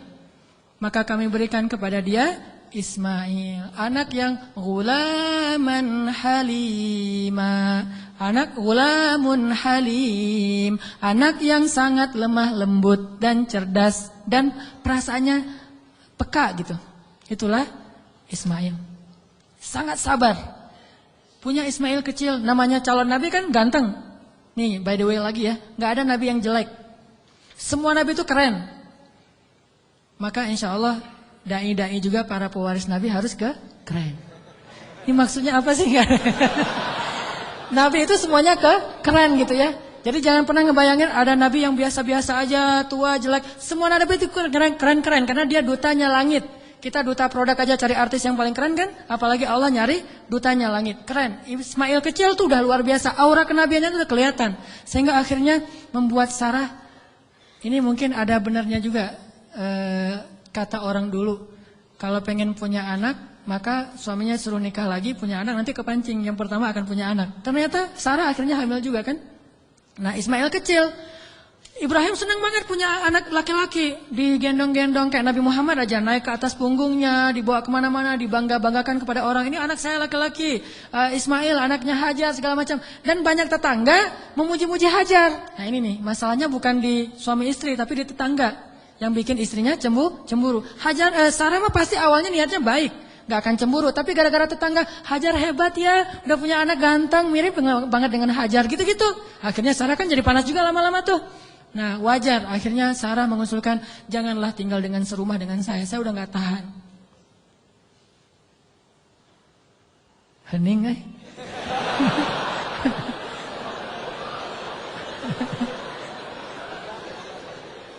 deg-degan dengan kayak gini, kayak film horor. Kata Sarah, wahai bukan wahai, Kang Ibra, Neng teh udah gak tahan serumah sama Hajar. Kenapa atuh Neng? Ya semua tetangga muji-muji Hajar. Aduh Neng teh apa atulah? Oh ya udah, minta lagi petunjuk Allah. Akhirnya Allah kasih perintah. Perintahnya apa? Pindah rumah. Tapi nggak tanggung-tanggung. Pindah kota, pindah negara. Dari Palestina ke Saudi Arabia. Dulu namanya Bakkah. Wahai Ibrahim, bawa Hajar dan anakmu ke sebuah lembah Bakkah. By the way, perjalanan dari Palestina ke Mekah butuh waktu 2 jam naik pesawat. 2 jam naik pesawat itu kurang lebih dari Jakarta ke Medan. Atau Jakarta Surabaya. Tapi Ibrahim tidak naik pesawat, tidak naik buruk, tidak naik onta, nggak naik kuda, jalan kaki. Apakah Hajar protes? Kemana Kang Ibra? Pokoknya ikut aja lah, gitu. Oh iya, udah ikut aja. Nggak pernah nanya kemana, ini saya aja tadi nanya. Nggak pernah nanya kemana ya Ibrahim, nggak. Kata Ibrahim, ya Hajar dapat perintah dari Allah, kita ke lembah Bakkah. Ikut, ya sami'na wa ata'na. Gak pernah nanya kemana, gak pernah naik apa, terus bekalnya gimana, terus gak ada rest area yang dimana aja, di kilometer berapa. Nggak, udah aja jalan gitu. Coba bayangin suami bawa istri, kadang-kadang kesasar muter-muter, istrinya langsung, wah papa gak tahu jalan, pakai ini atuh GPS. Gak sabar ya. Atau suami ngajak jalan kemana gitu, udah mama turun di mall ini aja, nanti dijemput lagi gitu kan. Minta dijemput di mall. Kalau Hajar, enggak. Mau naik apa, kemana, sami'na wa ata'na kepada suami. Ini supaya Allah percaya sama Ibrahim dan Hajar. Jalan, kira-kira dari dari Jakarta ke Surabaya jalan kaki berapa lama? Atau naik skateboard aja deh. Jalan kaki berapa lama? Tebak aja deh, 1 bulan ya. Perjalanan 1 bulan. Gak ada rest area sama sekali. Makanannya apa yang dibawa sebagai bekal? Roti keras yang kalau dimakan itu harus direndam dulu dengan air. Saking kerasnya roti supaya awet gitu. Jadi kalau udah sampai di oasis kecil, Nabi Ibrahim turun duduk bersama istrinya, bersama bayinya, rendam roti dulu sambil ngobrol-ngobrol. Wah, padang pasir. Ya iyalah, apalagi gitu. Direndam nih roti sampai akhirnya rotinya udah agak lembut, makan. Hajar ngasih ke anaknya. Udah gitu jalan lagi, sebulan bayangin. Gak pernah nanya, kemana sih Ibrahim? Ini nyasar kemana sih kita? Gak bawa peta gitu? Enggak sama sekali, jalan aja. Sami'na wa ata'na. Begitu sampai di sebuah lembah. Yang kata Allah, biwadin ghairi dhi zar'in 'inda baitikal muharram. Di sebuah lembah yang tidak ada pohon apapun. Pohon yang di tempat lain di padang pasir aja tumbuh, ini gak tumbuh sama sekali, saking tandusnya. Udah sampai di lembah itu. Kemudian Ibrahim mengatakan, disinilah tempat kita. Ini rumah kedua kita. Hajar nggak pernah banding-bandingin. Rumah Sarah enak tuh di Palestina. Kok saya ditaruh di sini? Enggak. Udah, oh iya, tinggal di sini teman Ismail. Dan nggak ngomong-ngomong juga, ini gara-gara Hajar, gara-gara Sarah nih. Nggak nyalahin Sarah, nggak nyalahin Ibrahim. Sami'na wa ata'na. Buktikan itu, biar Allah percaya sama kita. Kalau Allah percaya, Allah nggak akan ngecewain kita. Sami'na wa ata'na. Ya Ibrahim, ya. Tinggal di situ aja. Baru 3 hari tinggal di situ, akhirnya Ibrahim mengatakan di satu pagi, ya Hajar, aku harus kembali ke Palestina. Baru di situ Hajar tanya, setelah sebulan gak nanya apapun, taat aja. Baru ketika mau ditinggal di lembah yang gak ada air sama sekali, cuma ada air di dalam tempat dari kulit yang mereka punya, dan itu hanya bertahan 1 hari lagi. Tiba-tiba Ibrahim bilang mau pergi ke Palestina lagi, baru di situ Hajar bertanya dengan lembut sekali. Ya Ibrahim, kenapa kamu meninggalkan kami di sini? Nanyanya gitu. Mendengar pertanyaan ini Ibrahim gak tega dan langsung pergi. Gak menjawab, gak ngelihat, pergi aja. Melihat suaminya pergi, anaknya lagi digendong. Ibrahim Hajar nggak pernah mengatakan kamu tega sama saya. Kalau kamu tega sama saya minimal jangan tega dong sama bayi saya. Sinetron banget ya. Ini sama bayi saya nih, bayi kita Ibrahim. Ini hasil cinta kita berdua gitu kan. Enggak sama sekali, nggak baper lah. Iman tuh mengalahkan baper. Ya Ibrahim, kenapa engkau tinggalkan kami di sini? Cuma sesingkat itu pertanyaannya, lembut lagi tuh. Dan gak marah-marah. Pokoknya kalau kamu pergi, jangan balik lagi. Gak gitu. Ibrahim gak tega. Akhirnya Ibrahim jalan aja. Begitu agak jauh Ibrahim jalan, baru Sarah nanya dengan pertanyaan yang benar. Allahu amaraka bihadza? Apakah Allah yang menyuruhmu begini? Allah. Jadi kalau A-nya panjang itu artinya apakah Allah? Kalau Allahnya pendek berarti Allah aja. Jadi kalau kita azan jangan Allahu Akbar, Allahu Akbar. Apakah Allah Maha Besar? Itu salah ya. Makanya A-nya jangan kepanjangan, kecuali bertanya. Allah, A itu apakah? Makanya Hajar bilang Allahu amaraka bihadza? Apakah Allah yang menyuruhmu begini ya Ibrahim? Baru Ibrahim berhenti dan mengatakan ya. Ini setelahnya kalimatnya powerful banget. Apa kata Hajar? Idzan la yudayyi'anallah. Kalau gitu pergilah wahai suamiku. Allah enggak akan mengecewakan kami. Coba.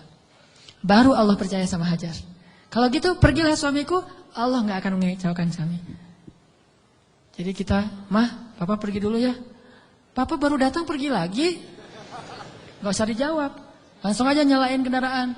Nanti istri akan nanya, Pak, Allah yang nyuruh Papa pergi. Gitu. Baru dijawab. Kalau dia nggak nanya gitu berarti pertanyaannya salah. Jadi jangan dijawab. Udah jangan nyalain kendaraan deh. Pakai helm. Gereng. Ujung-ujungnya baru nanti dia SMS. Pak kemana Pak? Allah yang nyuruh Papa pergi ya. Baru kita bilang bener Mah Allah yang nyuruh. Yaitu untuk ta'lim. Kan Allah yang nyuruh kan? Ta'lim. Oh kalau gitu pergilah Pak. Selama-lamanya.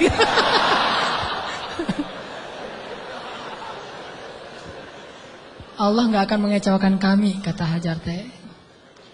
Idzan la yudayyi'anallah. Kalau gitu Allah tidak akan mengecewakan kami. Itu kata kuncinya tuh.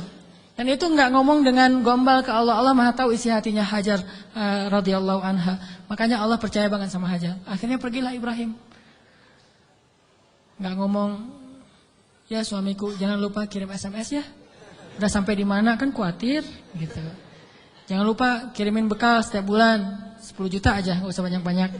Nggak ada bekal. Tahu berapa lama Ibrahim meninggalkan Hajar di situ? 13 tahun. Nggak ada kabar, nggak ada apa-apa. 13 tahun. Kalau kita mah baru keluar 13 jam mungkin. Wah udah curiga nih. Nggak pulang-pulang 13 jam. Jangan-jangan pingsan lagi. 13 tahun nggak pulang-pulang. Hajar ditinggalkan dengan air hanya bertahan 1 hari aja. Udah gitu Hajar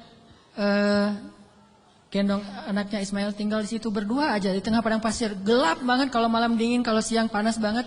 Dinginnya itu saya karena lama tinggal di padang pasir. Gini-gini saya ini orang padang pasir ya. Jadi kalau malam dinginnya tuh sampai kayak jarum nusuk-nusuk ke kulit. Itu di padang pasir. Dinginnya malam. Kalau pagi, kalau siang panasnya itu kayak kita dibakar. Ekstrim. Bawa bayi. Hari pertama masih aman, masih bisa minum, rotinya direndam. Hari kedua habis air, Ismail menangis. Panik kan? Ini gimana nih? Air cari di mana? Lari-lari yang kita tahu, naik ke atas bukit. Di mana ada burung yang kalau ada burung berarti pertanda ada air. Nggak ada burung, tapi ngelihat genangan air, turun lari. Karena pengen mendapatkan air buat anaknya yang masih kecil. Sayang banget sama Ismail. Pas turun lari ternyata nggak ada apa-apa. Naik lagi ke bukit berikutnya namanya Marwah. Turun mondar-mandir. Kenapa sampai 7 kali di tempat yang sama? Saking paniknya. Ismail terus dari kejauhan terdengar suaranya menangis. Pas Hajar sampai di bukit Marwah, suara tangisan itu hilang. Mulailah Hajar was-was dan khawatir. Jangan-jangan Ismail sudah meninggal karena kehausan. Akhirnya Hajar berlari ke arah Ismail. Ketika dia mendekat, dia melihat seorang laki-laki bertubuh yang gagah gitu. Dia pakai baju jubah berwarna putih, dia pakai sorban berwarna putih, seperti saya pulang dari masjid. Malaikat, kalau ini malaikat beneran. Kalau tadi kata anak kecil, oh ma, malaikat lewat gitu. Kalau ini malaikat beneran. Dan dia memberi minuman kepada Ismail. Dialah Jibril alaihissalam. Tapi Hajar kan nggak tahu itu Jibril, dikirain orang yang mau perdagangan manusia atau apa gitu. Datang Hajar ke arah Ismail, tiba-tiba laki-laki itu menghilang, namanya juga malaikat, tling gitu aja hilang gitu. Udah hilang, dilihat di bawah kaki Ismail ada mata air yang kita sebut Zam-Zam.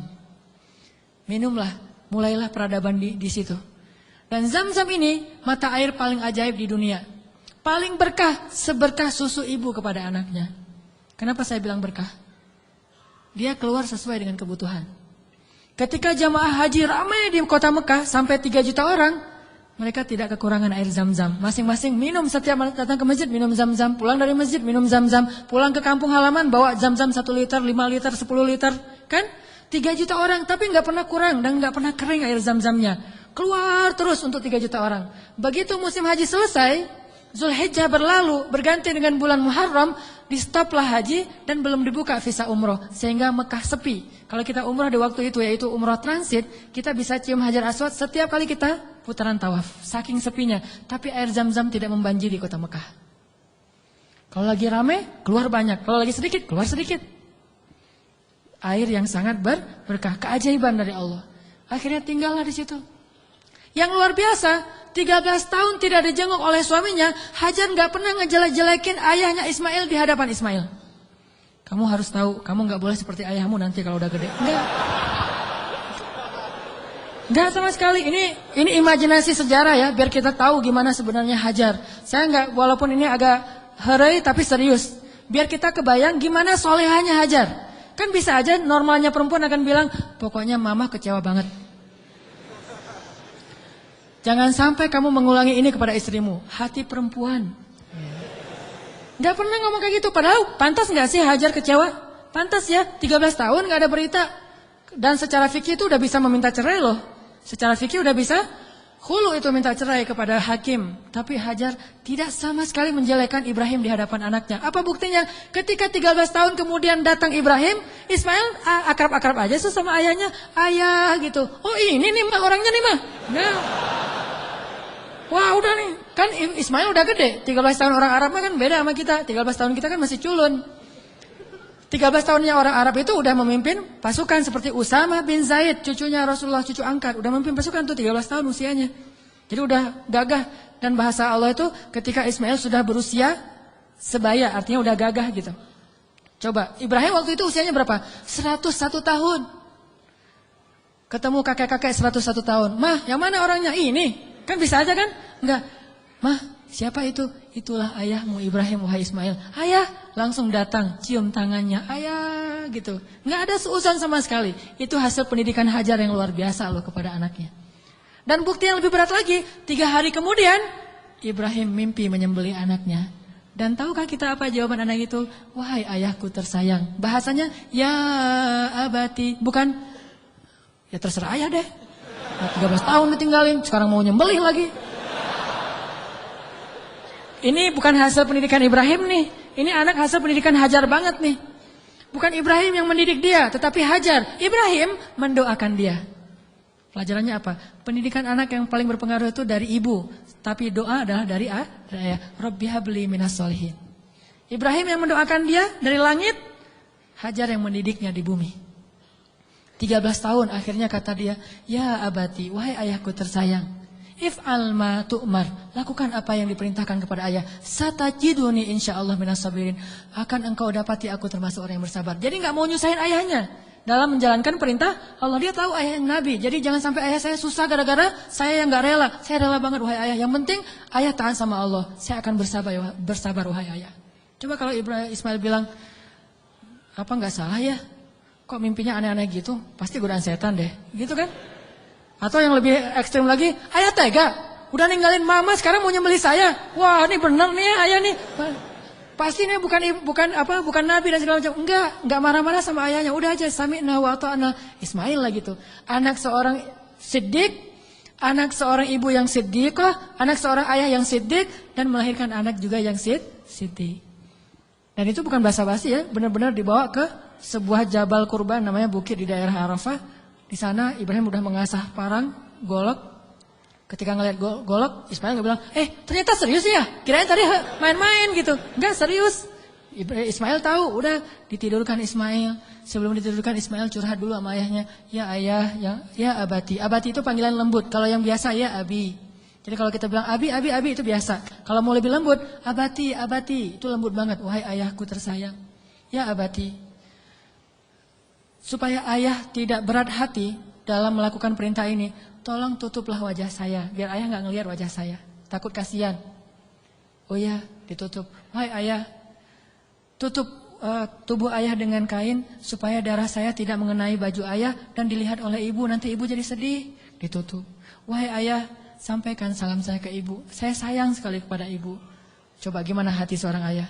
Terakhir, ayah tajamkan pisau itu supaya memudahkan saya. Berarti yakin banget kan? Gak ada sama sekali kepikiran oleh Ismail, tenanglah ntar diganti dengan domba. Gak kepikiran. Itu mah kita yang udah yakin karena udah baca buku. Dan salah lagi baca bukunya. Buku yang kita baca tuh Ismail tiba-tiba berubah jadi domba. Terus Ismailnya kemana? Kan gitu kan bukunya? Padahal gak gitu. Ismailnya dibangunkan, dombanya keluar dari bukit terus disembelih. Bukan Ismail berubah jadi domba, tetap aja anaknya. Cuma dari kutuk jadi domba kan? Saya kayak malin kundang. Enggak, itu mah salah dalam catatan buku sejarah. Ya ayah, sampaikan salam saya ke ibu ya. Dan tolong jangan ceritakan ini dulu kepada ibu. Padahal dia tahu ibunya soleha banget dan kuat banget. Akhirnya ditaruhlah golok itu di leher Ismail. Dan Ibrahim mengatakan Bismillahirrahmanirrahim. Mau ditarik tuh. Yakin dan Allah tahu isi hati Ibrahim. Mau ditarik. Ismail udah pasrah aja. Udah ini terakhir kali saya hidup di dunia. Baru ketemu 3 hari dengan ayah saya. Pas mau ditarik, Allah tahan tangannya Ibrahim seperti orang stroke. Gak bisa gerak gitu. Baru Allah berfirman. Ya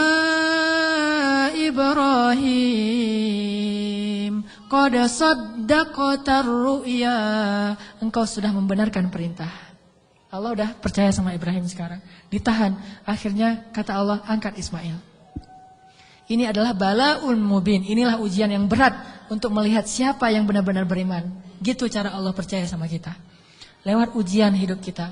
Lewat masalah-masalah kita. Apakah kita masih yakin sama Allah? Sampai ke titik darah penghabisan masih yakin sama Allah? Justru di titik itulah nanti Allah percaya sama kita.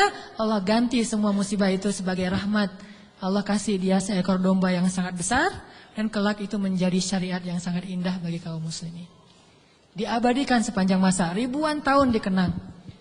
Ini bukti. Maka buat Allah percaya sama kita, maka Allah gak akan mengecewakan kita. Ingat kata-kata Hajar, la yudayya'anallahu idzan. Kalau Allah yang memerintahkan gini, berarti Allah tidak akan mengecewakan saya. Cukuplah Allah yang menyuruh kita, yakin Allah gak akan ngecewain kita. Udah setelah itu, hasbunallah, la haula wala quwata illa billah, tawakkaltu 'alallah, aslamtu ilallah, dan seterusnya. Insyaallah kita akan melihat keajaiban. Itu aja teman-teman yang dirahmati Allah. Mudah-mudahan kita menjadi orang yang bisa selalu mengandalkan Allah dalam hidup kita. Sampai Allah percaya sama kita, lalu Allah menunjukkan keajaiban dalam setiap urusan kita. Marilah kita tutup dengan berdoa. Semoga ilmu yang sederhana yang baru kita dapatkan benar-benar menambah semangat kita untuk lebih yakin kepada Allah Subhanahu wa taala. A'udzu billahi minasy syaithanir rajim. Bismillahirrahmanirrahim. Allahumma lakal hamdu wa lakal syukru ya rahim. Lakal hamdu wa lakal syukru ya karim. Lakal hamdu wa lakal syukru ya arhamar rahimin. Allahumma ilaika aslamna wa bika amanna wa alaika tawakkalna wa bika khasamna wa ilaika anabna ya rabbal alamin. Ya Rabbal Alamin. Ya Rabbal Alamin.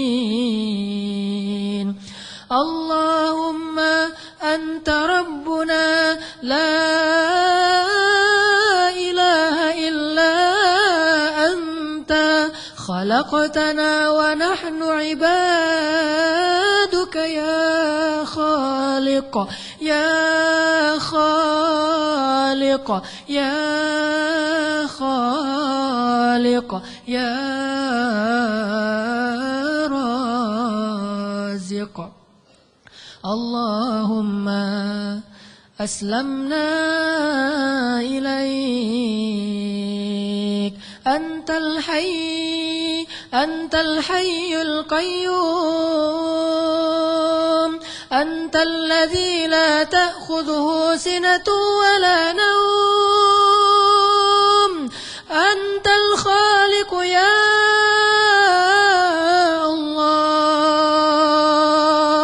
بيدك الخير يا الله أنت الذي على كل شيء قدير Ya Allah, segala kebaikan ada di tangan-Mu ya Allah. Ya Allah, Engkaulah yang maha pemurah ya Allah. Ya Allah, Engkaulah yang maha pengasih ya Allah. Ya Allah, tidak ada yang susah dan sulit bagimu ya Allah. Engkau maha kuasa atas segala sesuatu ya Allah. Engkau hanya mengatakan kun, maka segalanya menjadi seperti kehendak-Mu ya Allah. Ma syi'ta kan wa ma lam tasya lam yakun ya Allah. Apa yang Engkau kehendaki pasti terjadi, dan apa yang tidak Engkau kehendaki tidak akan terjadi ya Allah. Kami yakin kepada kebesaran-Mu ya Allah. Kami yakin tidak ada hal yang mustahil bagimu ya Allah. Tidak ada hal yang mustahil satupun di muka bumi ini, di langit dan di bumi bagimu ya Allah. Engkaulah yang telah menciptakan langit yang maha luas, yang bahkan kami belum tahu di mana tepi dari langit itu ya Allah. Engkaulah yang telah menciptakan bintang-bintang yang sangat banyak, bahkan kami tidak sanggup menghitung jumlahnya ya Allah.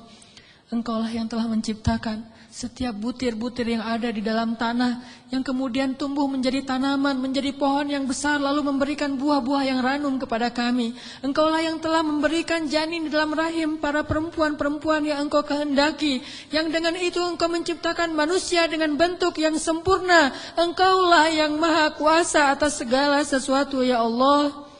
Engkau memberikan rezeki kepada siapa yang Engkau kehendaki. Tidak ada yang bisa menghalanginya, tidak ada seorang pun ya Allah. Engkau punya segala cara, bahkan kadang Engkau tidak perlu cara untuk memberikan kebaikan kepada hamba-Mu. La haula wa la quwata illa billah. Tidak ada daya dan upaya kecuali Engkau ya Allah. Tidak ada daya dan upaya bagi kami kecuali dengan pertolongan dari-Mu ya Allah. Iyyaka na'budu wa iyyaka nasta'in. Wa iyyaka nasta'in. Wa iyyaka nasta'in. Ya Allah, sesungguhnya salat kami, ibadah kami, ruku dan sujud kami, hidup kami persembahkan untuk-Mu ya Allah. Ajarkan kami untuk tulus dalam mengatakan kalimat yang mulia itu ya Allah, sehingga benar-benar kami menyerahkan hidup dan mati kami kepada-Mu ya Allah.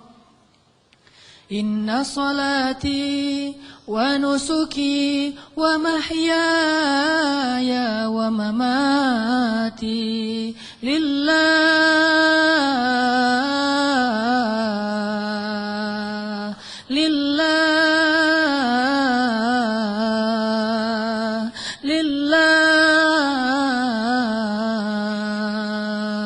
wa mahyaya wa mamati lillahi rabbil alamin. Ya Allah ya Arhamar Rahimin, kuatkanlah hati kami dalam keimanan ya Allah. Kami tidak tahu bagaimana keadaan kami di akhir hayat kami nanti. Bisa jadi saat ini kami menjadi orang-orang yang dekat kepadamu. Tiba-tiba di akhir hayat kami menjauh darimu. Dan tidak ada yang bisa menyelamatkan kami hari itu kecuali Engkau ya Allah. Bisa jadi sekarang kami rajin ke masjid, sholat berjamaah. Tetapi di akhir hayat kami berputus asa sehingga kami meninggalkan panggilanmu ya Allah. Kami berlindung kepadamu ya Allah dari kelemahan diri kami sendiri ya Allah.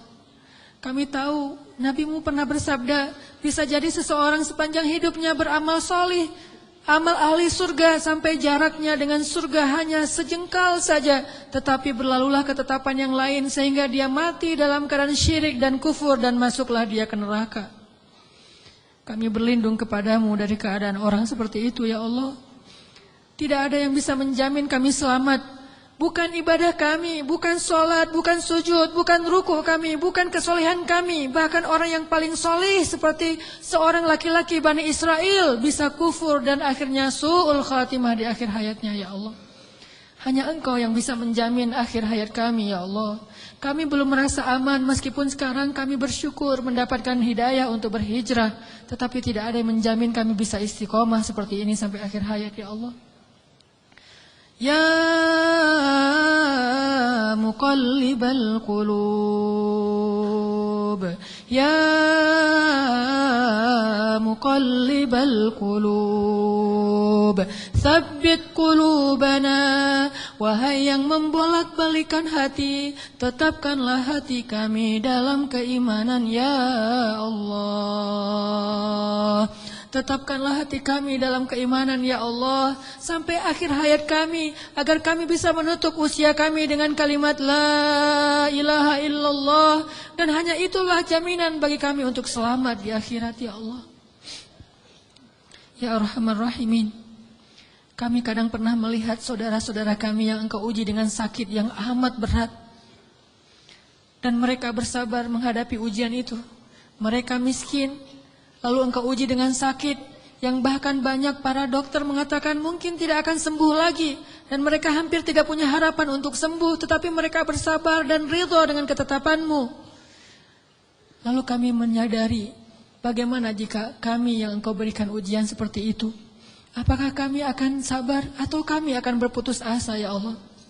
Ketika kami harus merasakan sakit 24 jam dalam sehari yang luar biasa rasanya, apakah kami akan bersabar atau kami berputus asa sehingga kami datang kepada para dukun atau akan bunuh diri dalam keadaan kufur ya Allah?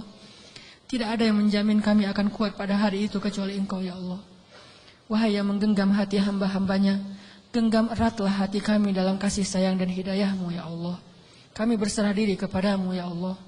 Ya Arhamar Rahimin, jangan biarkan kami tergelincir ketika kami mendapatkan ujian-ujian yang sesungguhnya ujian itu agar Engkau percaya kepada keimanan kami. Sadarkanlah kami selalu, agar kami selalu percaya bahwa ujian adalah agar kami membuktikan keimanan kami kepadamu, sehingga kami bisa bertahan dalam ujian itu ya Allah. Kuatkanlah kesabaran kami ya Allah. Lapangkanlah dada kami ya Allah. Bimbinglah fikiran kami agar selalu berhusnuzon kepadamu dan kepada hamba-Mu ya Allah. Ya Arhamar Rahimin, bantulah kami dalam segala masalah kami ya Allah. Engkaulah yang maha pemberi rezeki, limpahkanlah rezeki yang halal bagi kami ya Allah. Tidaklah kami meninggalkan pekerjaan yang menurut syariat agama-Mu itu haram, kecuali karena kami takut kepadamu ya Allah. Dan kami yakin Engkau menyediakan yang lebih baik setelah kami berhijrah dari pekerjaan yang haram itu ya Allah. Kami percaya dan yakin. Maka tunjukkanlah keajaiban kepada kami. Beri kami rezeki yang lebih baik setelah kami meninggalkan yang syubhat. Ya Arhamar Rahimin, di antara kami ada yang berharap sekali Engkau anugerahkan keluarga yang menyejukkan mata. Anugerahkanlah keajaiban kepada kami. Berikan kepada kami pasangan-pasangan yang menyejukkan hati kami. Mungkin kami mencintai seseorang karenamu, tetapi dia tidak tahu tentang perasaan kami. Beritahu kepadanya ya Allah, karena tidak tahu bagaimana cara kami mendekatinya, kecuali mendekat kepada Rabb-Nya ya Allah. Engkaulah Rabb hati segala makhluk-Mu ya Allah. Ya Allah, jadikanlah kami termasuk orang-orang yang Engkau bimbing perasaannya, agar selalu mencintai yang Engkau cintai ya Allah. Ya Arhamar Rahimin, anugerahkanlah juga untuk kami, jika di antara kami ada yang sedang sakit, beri kami kesabaran dan kesembuhan ya Allah. Jika di antara kami ada yang telah wafat, maka rahmatilah saudara kami yang telah kembali kepadamu ya Allah. Ya Arhamar Rahimin, ampunkanlah dosa ayah dan ibu kami ya Allah. Bagaimanapun juga, karena jerih payah, keringat, darah, air mata mereka, kami tumbuh menjadi orang yang seperti sekarang ini ya Allah. Menjadi orang yang insya Allah dengan seizinmu menjadi orang yang bahagia ya Allah. Karena perjuangan orang tua kami lah akhirnya kami bisa hidup layak ya Allah. Walaupun kami sering mengkufur dan mengingkari kebaikan orang tua kami ya Allah. Ya Arhamar Rahimin, kami tidak sanggup membalas kebaikan orang tua kami. Kami hanya mampu mendoakan kebaikan untuk mereka ya Allah. Ampunkanlah dosa ibu kami ya Allah. Ampunkanlah dosa ayah kami ya Allah. Ampunkanlah dosa guru-guru kami ya Allah. Ampunkanlah dosa pasangan kami, suami dan istri kami ya Allah. Ampunkanlah dosa anak-anak kami ya Allah. Ya Arhamar Rahimin, tunjukkanlah mujizat-Mu untuk kaum muslimin di Gaza. Tunjukkanlah mujizat-Mu untuk kaum muslimin di Palestina. Tunjukkanlah pertolongan-Mu seperti Engkau menolong Ahlu Badar dengan menurunkan ribuan malaikat kepada kaum muslimin di Suriah ya Allah. Tidak sulit bagimu untuk menolong saudara-saudara kami yang ada di Suriah. Senjata-senjata orang kafir tidak ada apa-apanya dibandingkan kebesaran-Mu ya Allah. Kami percaya kepada kemahaagungan dan kekuatan-Mu yang tidak ada bandingannya ya Allah. Engkau dengan mudah menghancurkan pasukan Ahzab. Engkau dengan mudah membobol benteng-benteng Konstantinopel. Engkau dengan mudah menghancurkan orang-orang kafir di padang Badar. Engkau dengan mudah menghancurkan benteng-benteng Yahudi di Khaybar. Mudah bagimu ya Allah. Sangat mudah bagimu untuk menghancurkan orang-orang yang memusuhi kaum muslimin. Tapi kami sadar, jika Engkau memberikan ujian kepada kaum muslimin hari ini, sesungguhnya Engkau menginginkan agar kami menunjukkan persaudaraan di antara kami. Agar kaum muslimin yang ada di Indonesia berempati dan mereka mau membantu saudaranya di Palestina, Suriah, Irak, Yaman, dan seluruh dunia ya Allah. Engkau ingin menghubungkan hati-hati kaum muslimin dengan ujian ini. Kami tahu ya Allah. Tetapi kami tetap berharap bantuan dan kasih sayang-Mu ya Allah. Sadarkanlah kaum muslimin. Mungkin tidak banyak berita yang menyiarkan tentang keadaan saudara kami di Suriah. Tetapi hati kami tidak tertutup untuk mereka ya Allah. Ajarkanlah kaum muslimin untuk menyayangi saudaranya seperti satu jasad ya Allah. Berikanlah kemampuan kami untuk bisa membantu kaum muslimin di seluruh dunia. Dan bantulah kaum muslimin di seluruh dunia dengan kesabaran, dengan ketabahan, dengan kekuatan dari-Mu ya Allah. Kami yakin mungkin Engkau lebih mencintai orang-orang di Palestina daripada kami, sehingga Engkau mengambil nyawa mereka dalam keadaan syahid. Maka sayangilah kami seperti mereka, sehingga Engkau kelak memberikan kami pahala syahid karena kami menolong mereka ya Allah. Rabbana zalamna anfusana wa illam taghfir lana wa tarhamna lanakunanna minal khasirin. Maafkanlah kami ya Allah, jika selama ini kami masih ragu kepadamu ya Allah. Kami masih bimbang dan ragu kepada kebesaran-Mu ya Allah. Mulai sekarang kami akan belajar yakin kepadamu, belajar selalu mengandalkan-Mu dalam segala urusan kami. Kami tidak akan bergantung kepada makhluk, kami bergantung kepadamu. Kalaupun kami menggunakan makhluk, kami bekerja sama dengan manusia, itu karena perintah-Mu, bukan karena kami ragu kepadamu ya Allah. Rabbana atina fid dunya hasanah wa fil akhirati hasanah wa qina adzabannar. Ya Allah, jadikanlah kami laki-laki yang selalu percaya kepada kebesaran-Mu. Anugerahkanlah kepada kami istri seperti Hajar. Anugerahkanlah kepada kami anak laki-laki seperti Ismail. Dan anugerahkanlah kepada kami suami seperti Ibrahim. Anugerahkanlah kepada kami orang-orang yang selalu percaya kepadamu. Dan jadikanlah kami termasuk di antara orang-orang yang beriman. Ya Rabbana, beri kami hasanah di dunia, hasanah di akhirat, dan jauhkanlah kami dari api neraka. Alhamdulillahirrabbilalamin. Teman-teman yang dirahmati Allah, setelah kajian ini, oleh-oleh yang kita bisa bawa pulang, selalulah mengandalkan Allah dan bersabarlah dengan ujian. Buat Allah percaya kepada kita, kemudian tunggulah keajaiban terjadi dalam kehidupan kita. Mudah-mudahan ilmu yang malam ini kita dapatkan benar-benar mengubah kehidupan kita menjadi lebih baik, memperbaiki keimanan kita, memperbaiki akhlak kita. Barakallahu fiikum, subhanakallahumma wa bihamdik.